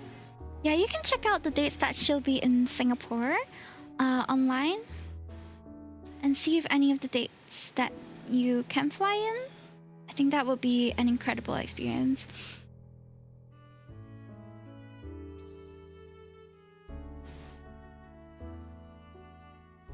You know, funnily enough, the first artwork that I drew in this art style was, okay, apart from my character, was Hatsune Miku. Because that day I had a bonding experience with one of my colleagues, and she's like a mom of 3. She's 40 something, and I had no idea that she would even know who Hatsune Miku was. So that day I was drawing during a meeting, so she was just like peeking over my shoulder and seeing what I was doing, and then she said, all of a sudden she asked, "Can you draw Hatsune Miku?" And I was like, "Hatsune Miku? You know who is Hatsune Miku?" And she's like, "Yeah, she's so cute." I was like, "Oh, fellow Miku fan that I found in the office all of a sudden." So since then, then the first character I drew on stream in this style was Hatsune Miku, and that was because my colleague requested it. Now, I don't typically take art requests, but this was a special moment for me because I think I mentioned earlier this stream that I don't really make friends with my colleagues. So this was a meaningful interaction for me. Recently, I also found out that some of my colleagues watch Apothecary Diaries, and we've been sending each other memes of it since then. Because I spotted a keychain on one of my colleagues' bags, and he is like a 30-something, late 30s, approaching his 40s already, and I I didn't know that he watched animes. I was like, oh, is this Mao Mao from Apothecary Diaries? And he's like, yeah, it's a good show, right? I'm like, yeah, I didn't know that you watch. And then another one of my colleagues chimed in and said like, oh yeah, I watched it too. I said this keychain was so cute, and he told me he had the full collection on his desk. So since then, we've been talking a little about anime in our messages, and I recommended to him what was it? Dr. Tai. What was it? Let me check the anime name. It's called Amiku. Amiku MD Doctor Detective, because it has a similar vibe but modern feeling. So I recommended that to him, and he said he would check it out. And then the next day, I saw a Mama keychain on my table. And there was another lady. She had like a spare of the keychain, and she gave me one. It's the one where Mama has like sparkly eyes. So now I have some more colleagues that watch anime in the office, and we can talk about it more, which I'm very happy about. I didn't go out of my way to make friends. It just happened. I'm not opposed to making friends at the office. I just don't have the energy to go out and pursue friendships in the office, you know? So it's been very nice that I get to have people to talk about my interests with, because I think I am one of the youngest people in my office, and it does get a bit lonely sometimes when people mostly discuss their children or like trips they go on, and I don't travel much because we're saving money to get a house, so I don't travel very much, and I feel like sometimes it felt like there wasn't a lot that I could talk to them about, but lately it's been getting better with more conversations. I discover more about my colleagues, and it's been nice.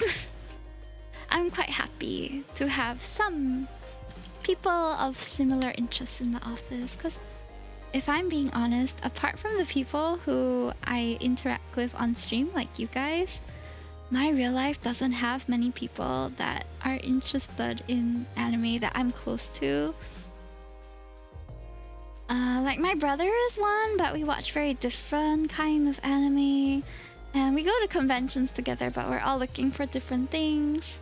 He's more into the cosplay side of things, I'm more into the art side, so we hardly like go together. I used to have a close friend who was really into anime too, and we played the same games, and like every time there was a new release, we played Animal Crossing together, we played Splatoon together.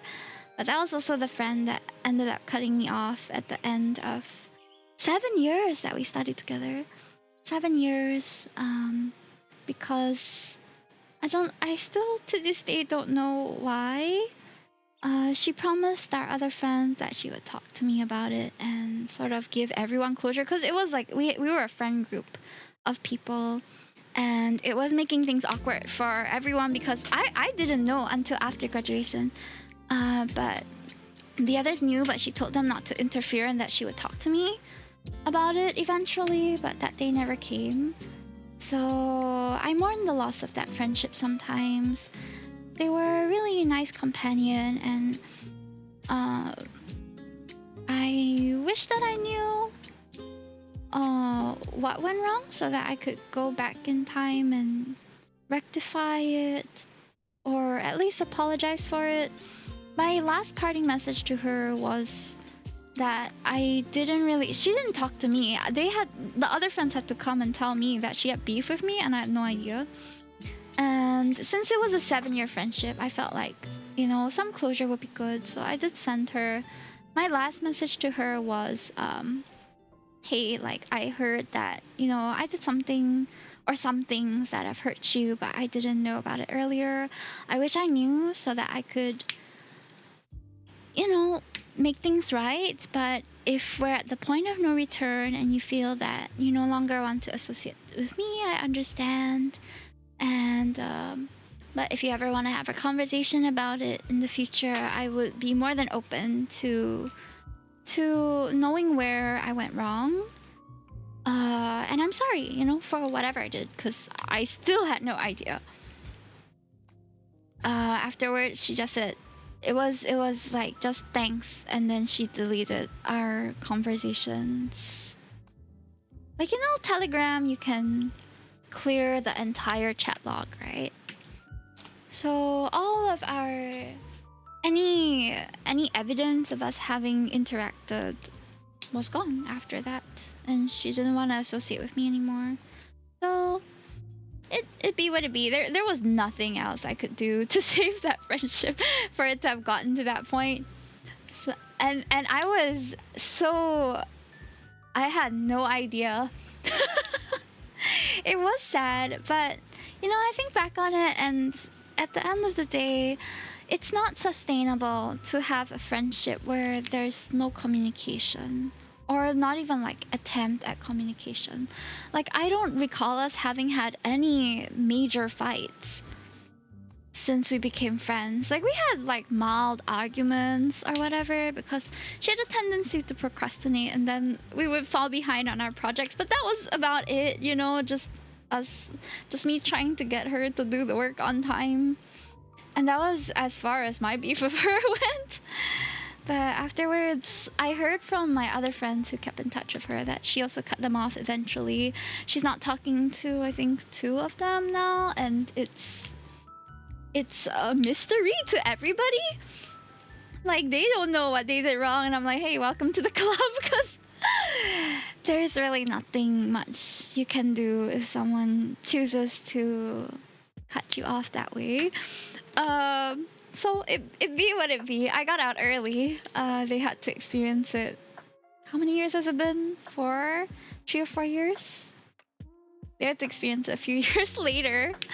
Could be family or boyfriend, could be, but you know, the last time I saw her was during graduation, and their family is fine. Their mom is really nice. Their mom loved us. Like, they were so happy.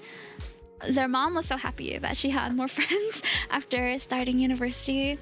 Her boyfriends, I didn't probe much, because at that time she already didn't want to talk to me.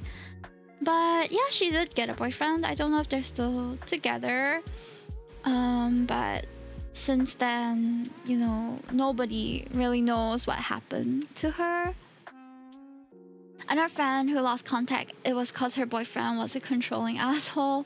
Yeah, but if she cut us out, so there's nothing that we are able to do too, I feel. And I feel like I'm not someone who's going to get hung up on others who don't want anything to do with me. So it's just a part of life, right? At the end of the day, people are going to dislike you for whatever reason. Some people just don't like your face, don't like your personality, whatever it is. I feel like it's valuable for people to be communicative, but when it comes to minor, how to say, like, incompatibilities, like, oh, I don't like their style or their working attitude, then you don't have to pursue a friendship with everyone. But that's also why making friends as an adult is so hard now, because for whatever reason, people just might not want to be friends with you, and that is their right, and that is okay. It just makes things a bit harder. And our friend who, okay, that was what I read just now. Friendships are like periods, bad blood goes out, good blood stays in. They eventually all get filtered out though, huh? Hi Wing! Thank you for this English mode. Happy early birthday, by the way. Happy early birthday, by the way, Chobu. How are you? Already so fast, another year fly by, right? Yeah. You also, Chobu, please. No, I don't put much effort into my appearance anymore. He made too stressed already. Work has been insane, and I don't have time to do anything anymore. Except do like streaming, streaming I still do, art I still do, but it's like same thing, same time lah, right? I do stream, I do art same time. So is it really different activity? I don't know lah. I think not considered different activity. I trying to find the ping, right? But my ping already no more ink, so I'm having a little bit of difficulty here. Like by right I had many ping, but because I draw so many ping character, like Wing also ping, then who else got ping in your character? Come say now. Then I know I cannot draw you because all my ping no ink already. 没有 ink 了，怎么说? I don't know what is ink in Chinese but no more ink, no more pink ink, so 没有了，只是有 purple， 但是 purple 和 pink 是不一样的 color, it's not the same. I'm glad you're streaming. I'm glad. Oh, sorry. Sure, of course. 私は一番お姫様。世界で一番お姫様でした。Plastic sword. Plastic. This one real one, huh? Don't play. You play. I meet you bring your gang. I bring my gang, huh? We meet downstairs, okay? Fight me. Are you Daiwa Scarlet? I love Daiwa Scarlet. Scarlet is so cute. She's my favorite pony for now.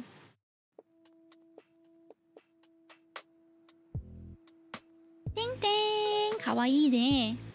Multi-story kappa. Okay, yeah, don't play.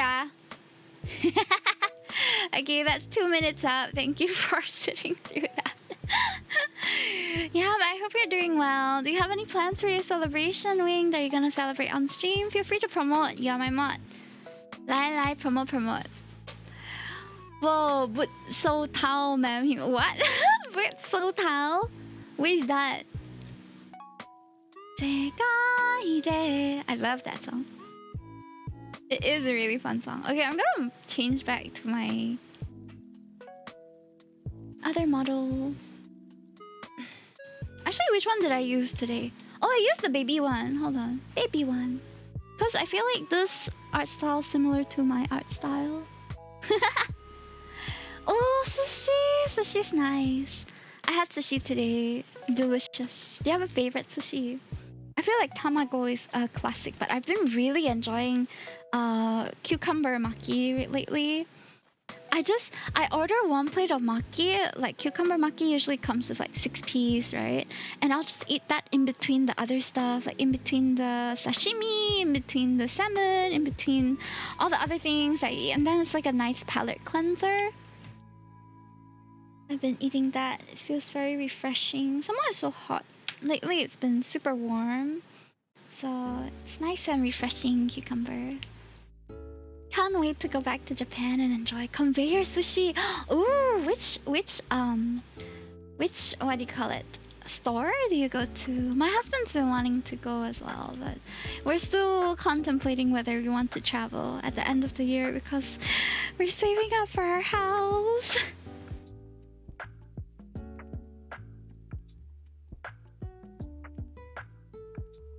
Wo botsu toma he. Shimalida. Conveyor sushi is so fun. I love conveyor sushi too. There's a tactile like benefit, I'm sure, to being able to pick it off the thing, or like a fun aspect to it. I remember my first conveyor sushi in Japan. Boat themed. That's so cute. Okay, we're done with Daydream Sama and Mono. 2 very different characters. I have quite a few that we can choose from now. Which one should we do? I feel like we can take a break from the... Okay, we've had warm color, mono color. Maybe now we can do cool color. So I have 2 that's cool color. 1 sea slug and 1 fairy. I believe the sea slug would be faster to complete. So maybe I'll do this one first. Thank you, Draco. Thank you, Draco. Where's Moogles? Ah, there we go. This is her reference. Oh, this one's out of ink already. Why didn't I throw it away?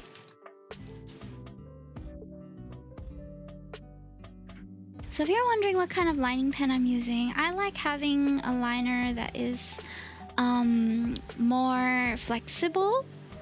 That's why I have struggles with conveying my digital art in my traditional art style in digital way, because the lines that I do are easy to control with this. This is a Tombow flexible nib marker, and it is water-based pigment.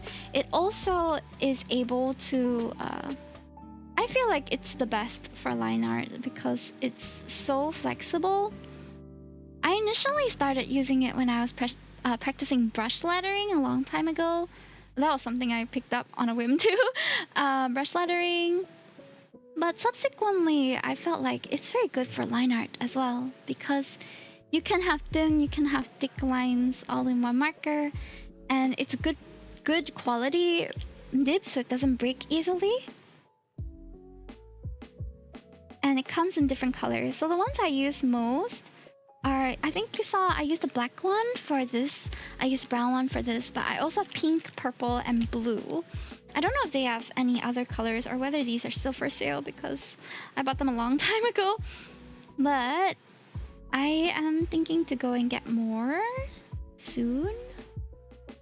They also work really well with Copic and alcohol-based marker. So I think that is a big win for me. I have tried like Copic liner, Sakura liner, but they don't typically have flexible nib, and those with like flexible nib usually comes as a brush marker.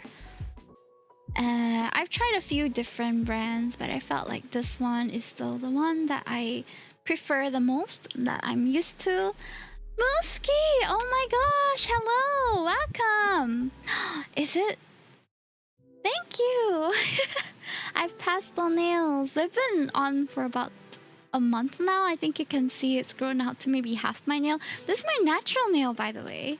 No extensions.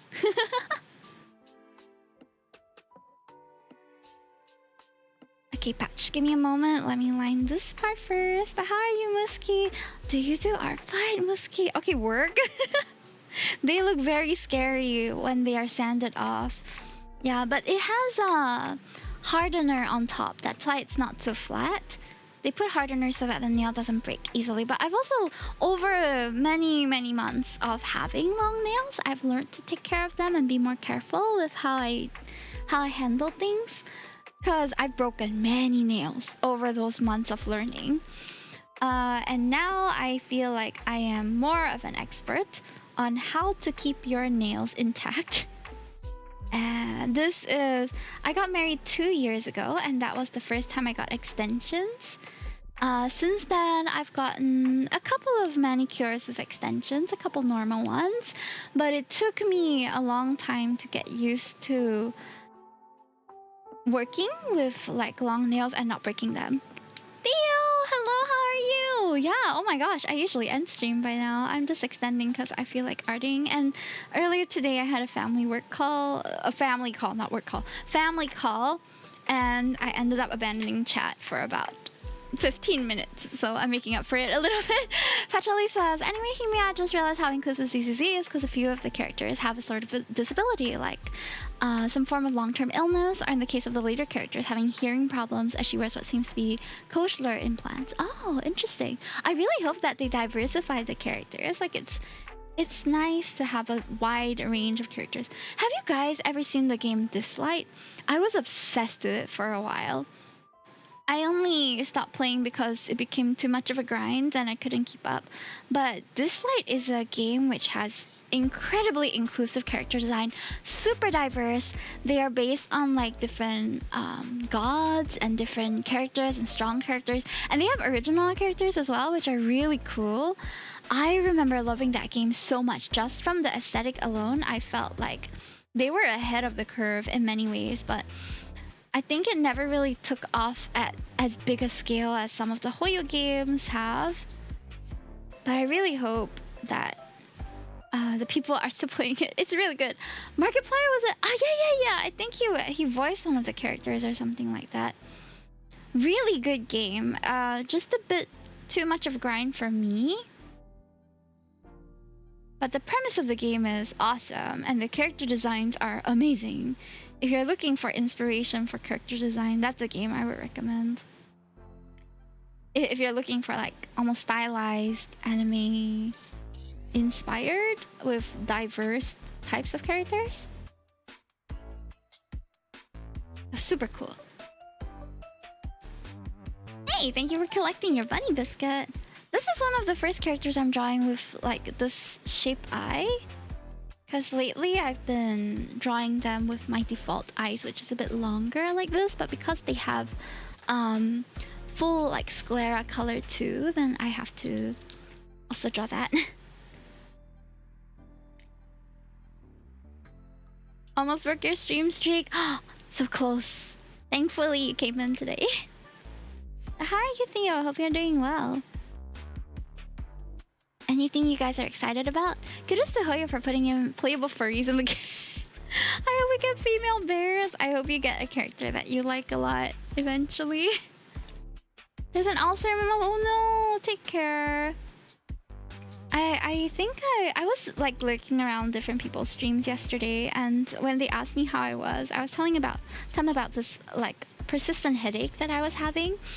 After that, like last night I went to look it up, and I think I have a mild like neck strain or neck injury.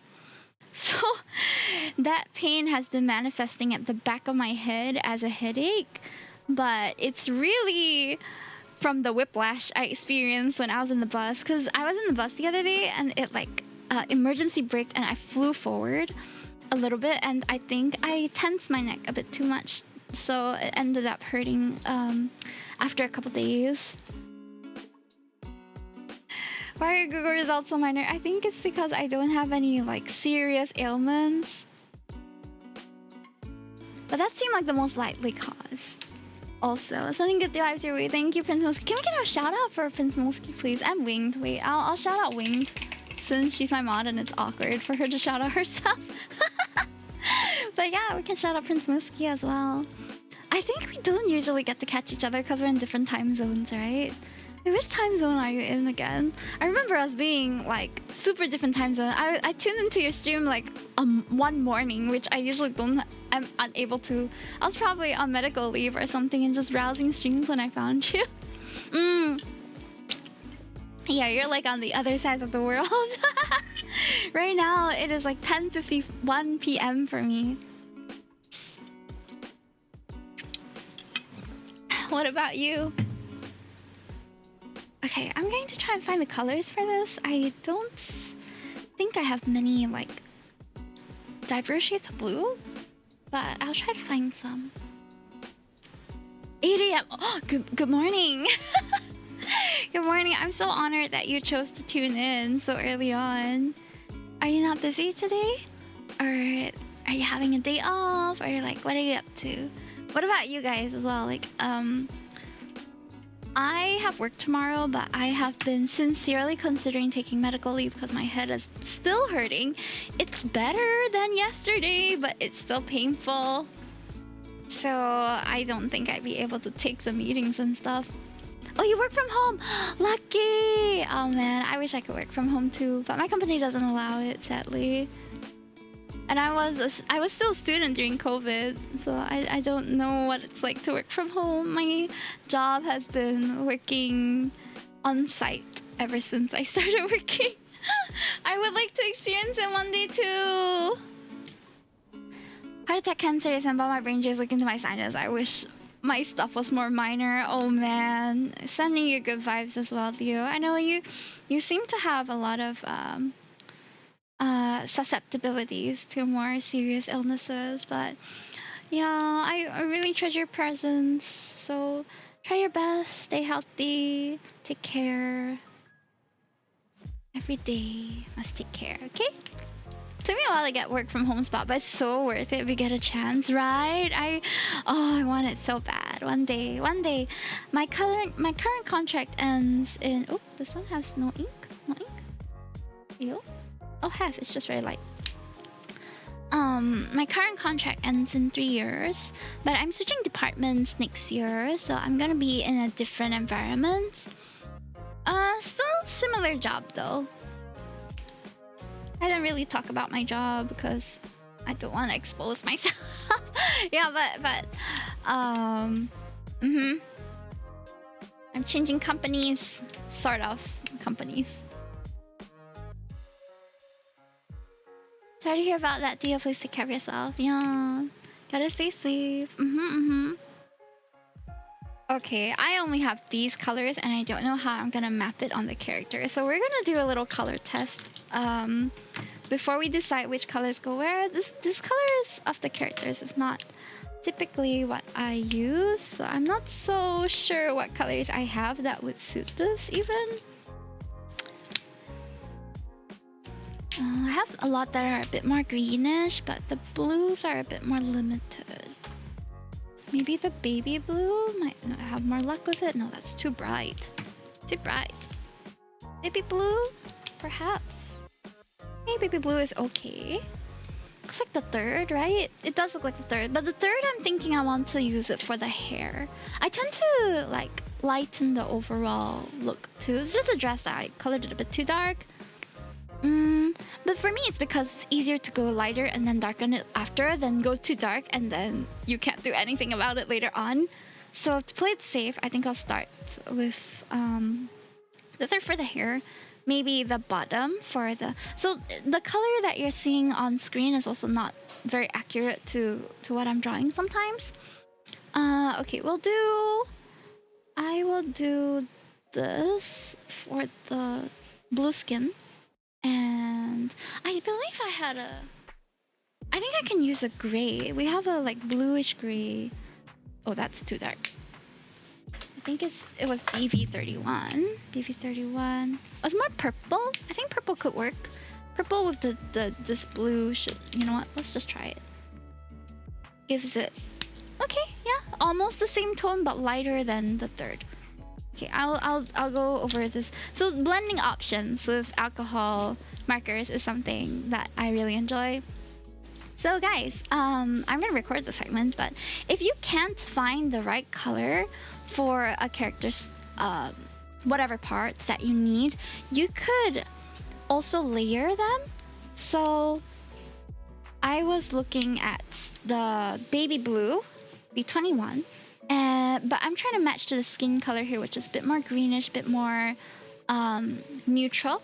So I took BV31, which is a bit purple, grayish tone, and I managed to get something that's a bit closer to what I'm looking for. So we're gonna try that now, and you guys will get to see the effects in real time.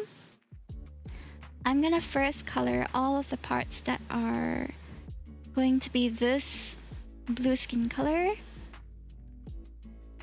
As you can see, it's a bit too blue. The original has a bit of gray in it. I like that with alcohol markers. You can easily layer it to get a color that you need, provided the color is like darker. If you're looking for lighter mixes, I think it's possible too. If you're just mixing the color like a light yellow with light blue to get light green, it's possible. But if you're looking to create the color from scratch that's not a mixable color, it might be a bit more difficult. Okay, let me scroll down. The middle part is lighter, so we will leave that first.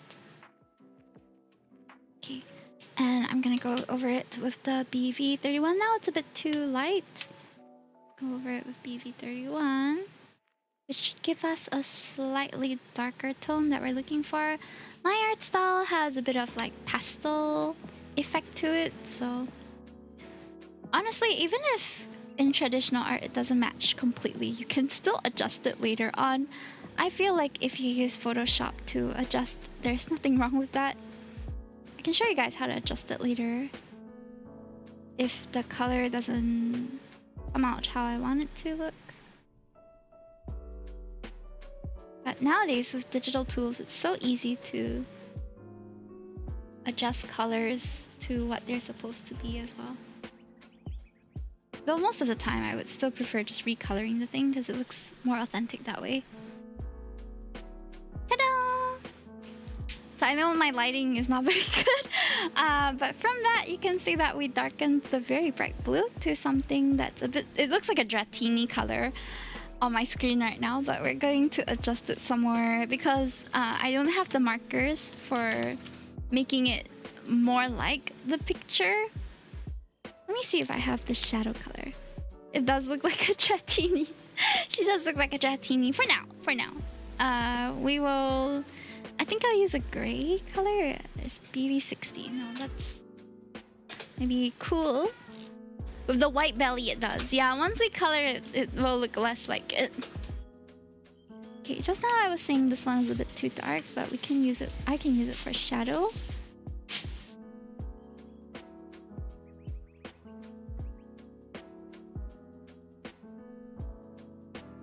Just a little bit.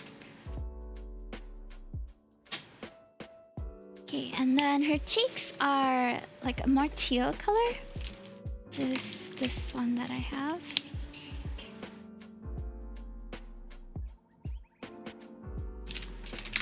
The mouth is also teal, but ours is not drawn open.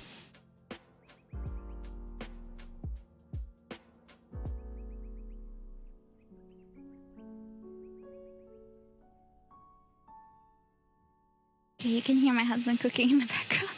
Don't mind. Okay. Ta-da! Okay, my lighting makes it that it looks very bright right now, but it's actually not that bright. Or we can darken it by layering again. Because this one by itself is quite dull, so by adding the layer underneath or the underpainting it, then it has a bit more of a glow to it. Yeah, voila!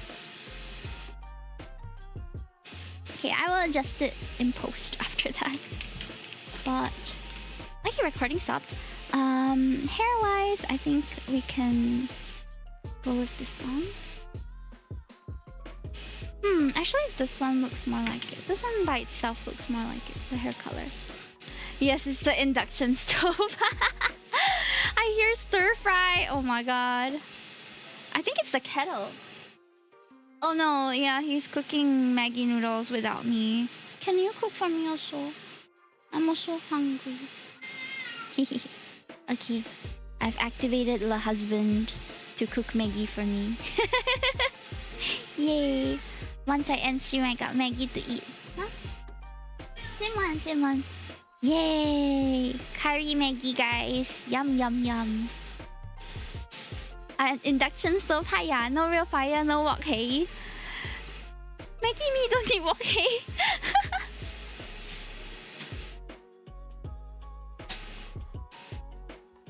Maggi curry, yes, let's go. Oh my gosh. Hope you enjoy it later. I'm going to.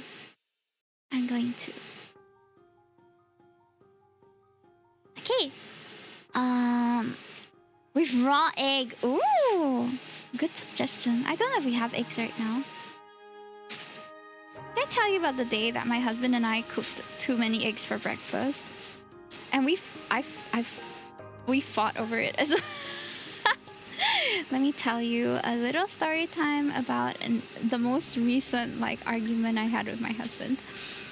So this was a morning where I had the day off and I decided to make breakfast, but I messed up the timing of the eggs and I undercooked them. They were way too soft and not edible in that state.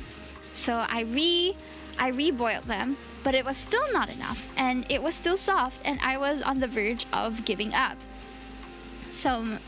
But I thought to myself, okay, no worries, I can still salvage this. I'm going over it twice, by the way, to make it a bit darker. I can still salvage this. I'm gonna just make it into an omelet. But my husband looked at me with a skeptical look, like it's already ruined, just throw it away, right? But I was just putting it in a bowl. We only have one induction stove. So while I was doing that, he came over to the stove with more eggs. And I asked him, what are you doing? And he said, I'm cooking Maggi. So I said, okay.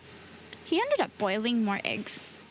And I was upset because it felt like he was indicating that the eggs that I was about to cook were inedible. So I got really upset. Don't waste the eggs that I already have in this bowl, right? Don't ask me to throw them away. But anyway, I had to wait about 10 minutes until it finished boiling 4 eggs. And then I went to make my omelette, which was a successful omelette, okay?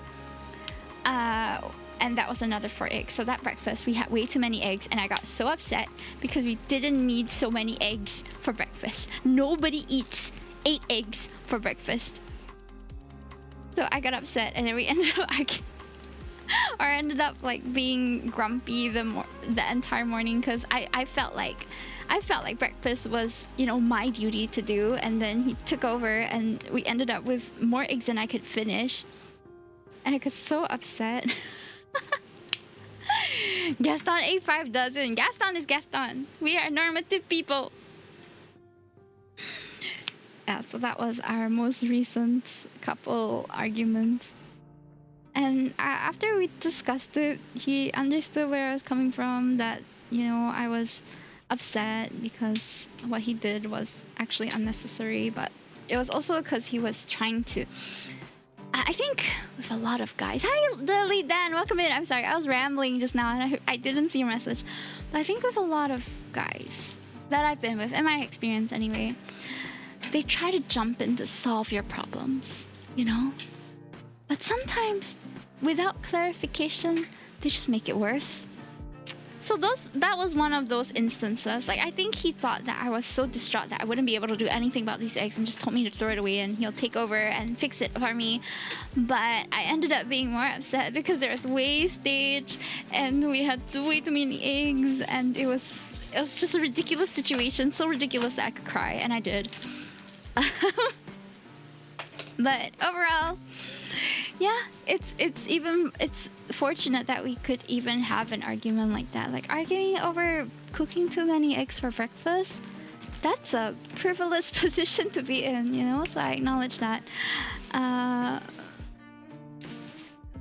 But also understand that my feelings were valid. You should have shared with us. I love eggs. I couldn't have shared with you. How am I gonna share with you? How am I gonna grab express my extra eggs to you? They were cooked already. Grab delivery.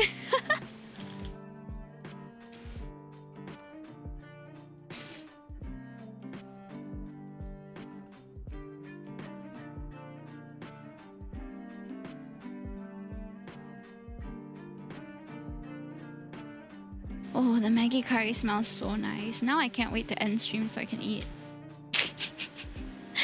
We will end after I finish this character, okay? I think we were quite productive today. We drew quite a number, and I'm finishing up 3.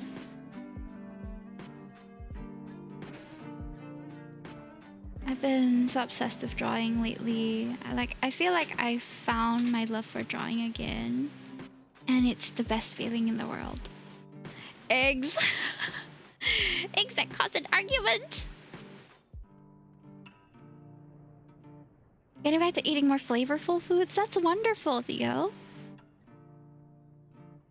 What kind of foods have been stuff you enjoyed lately?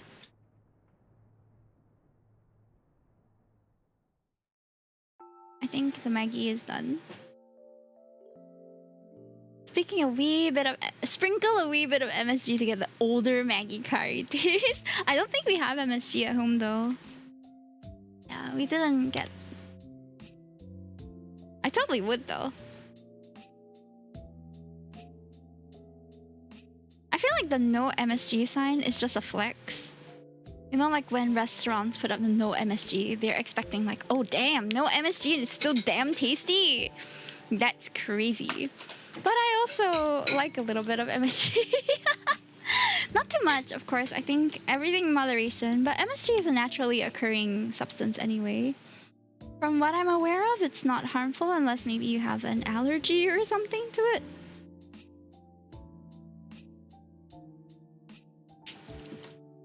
We love monosodium glutamate.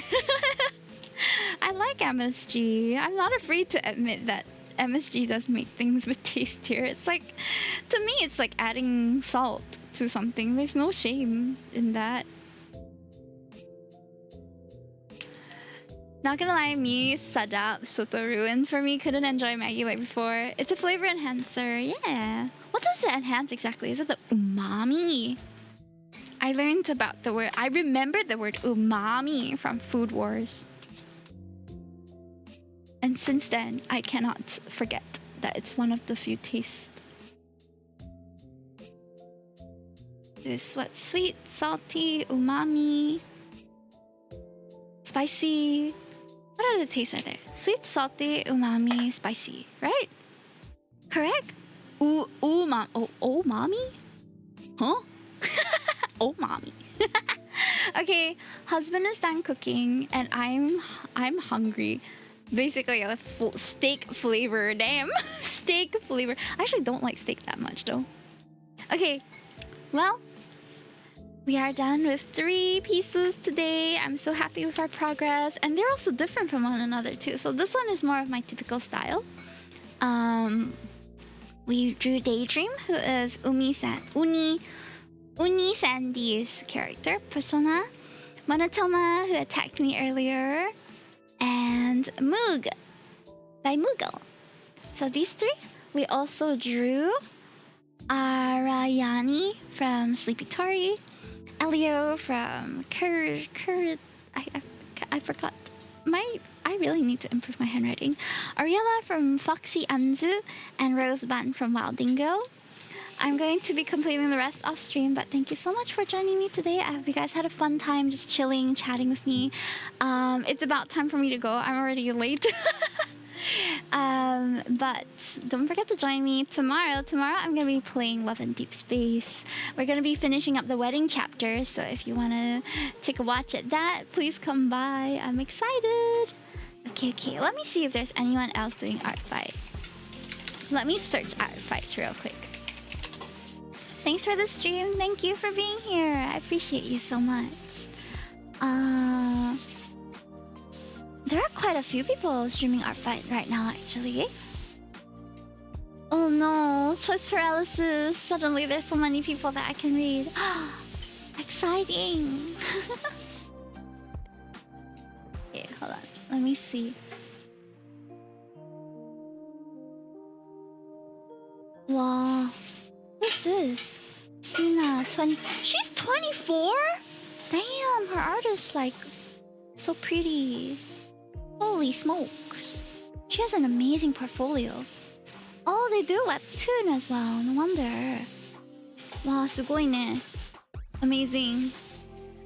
Okay, then there is oh, this one also character artist. Caro in the Netherlands and 2D animated. Cool. And then we have furry artwork. Wow, but that's so beautiful though. Oh, but they don't speak. They're not streaming in English. Okay, I'm going to be reading Sinahe. Seems super cool. Oh my god. She's like the coolest 24-year-old I've ever seen.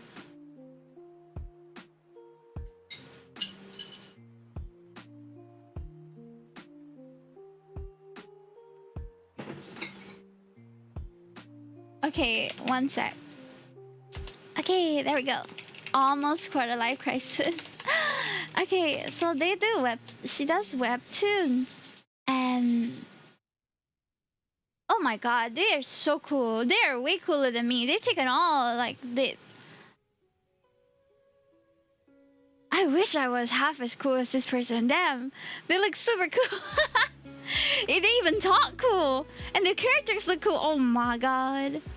This is gonna be a vibe shift since you guys are so used to like cutesy vibes here, but why am I so excited to read them? Okay, let me just exclamation mark Artfight. I'm gonna follow them on Artfight. Maybe I'll attack them. Maybe I will senpai notice me moments and attack them. Oh my gosh, their characters are so pretty. Okay, See you guys. Ariga, thanks for the stream. Thank you for being here. You guys are the lifeblood of my streams. You know that. Mwah! I had so much fun today, and I'm gonna have more fun with you tomorrow on Love Deep Space. Yatta! Bye bye, everybody. Have a good one. Good night. See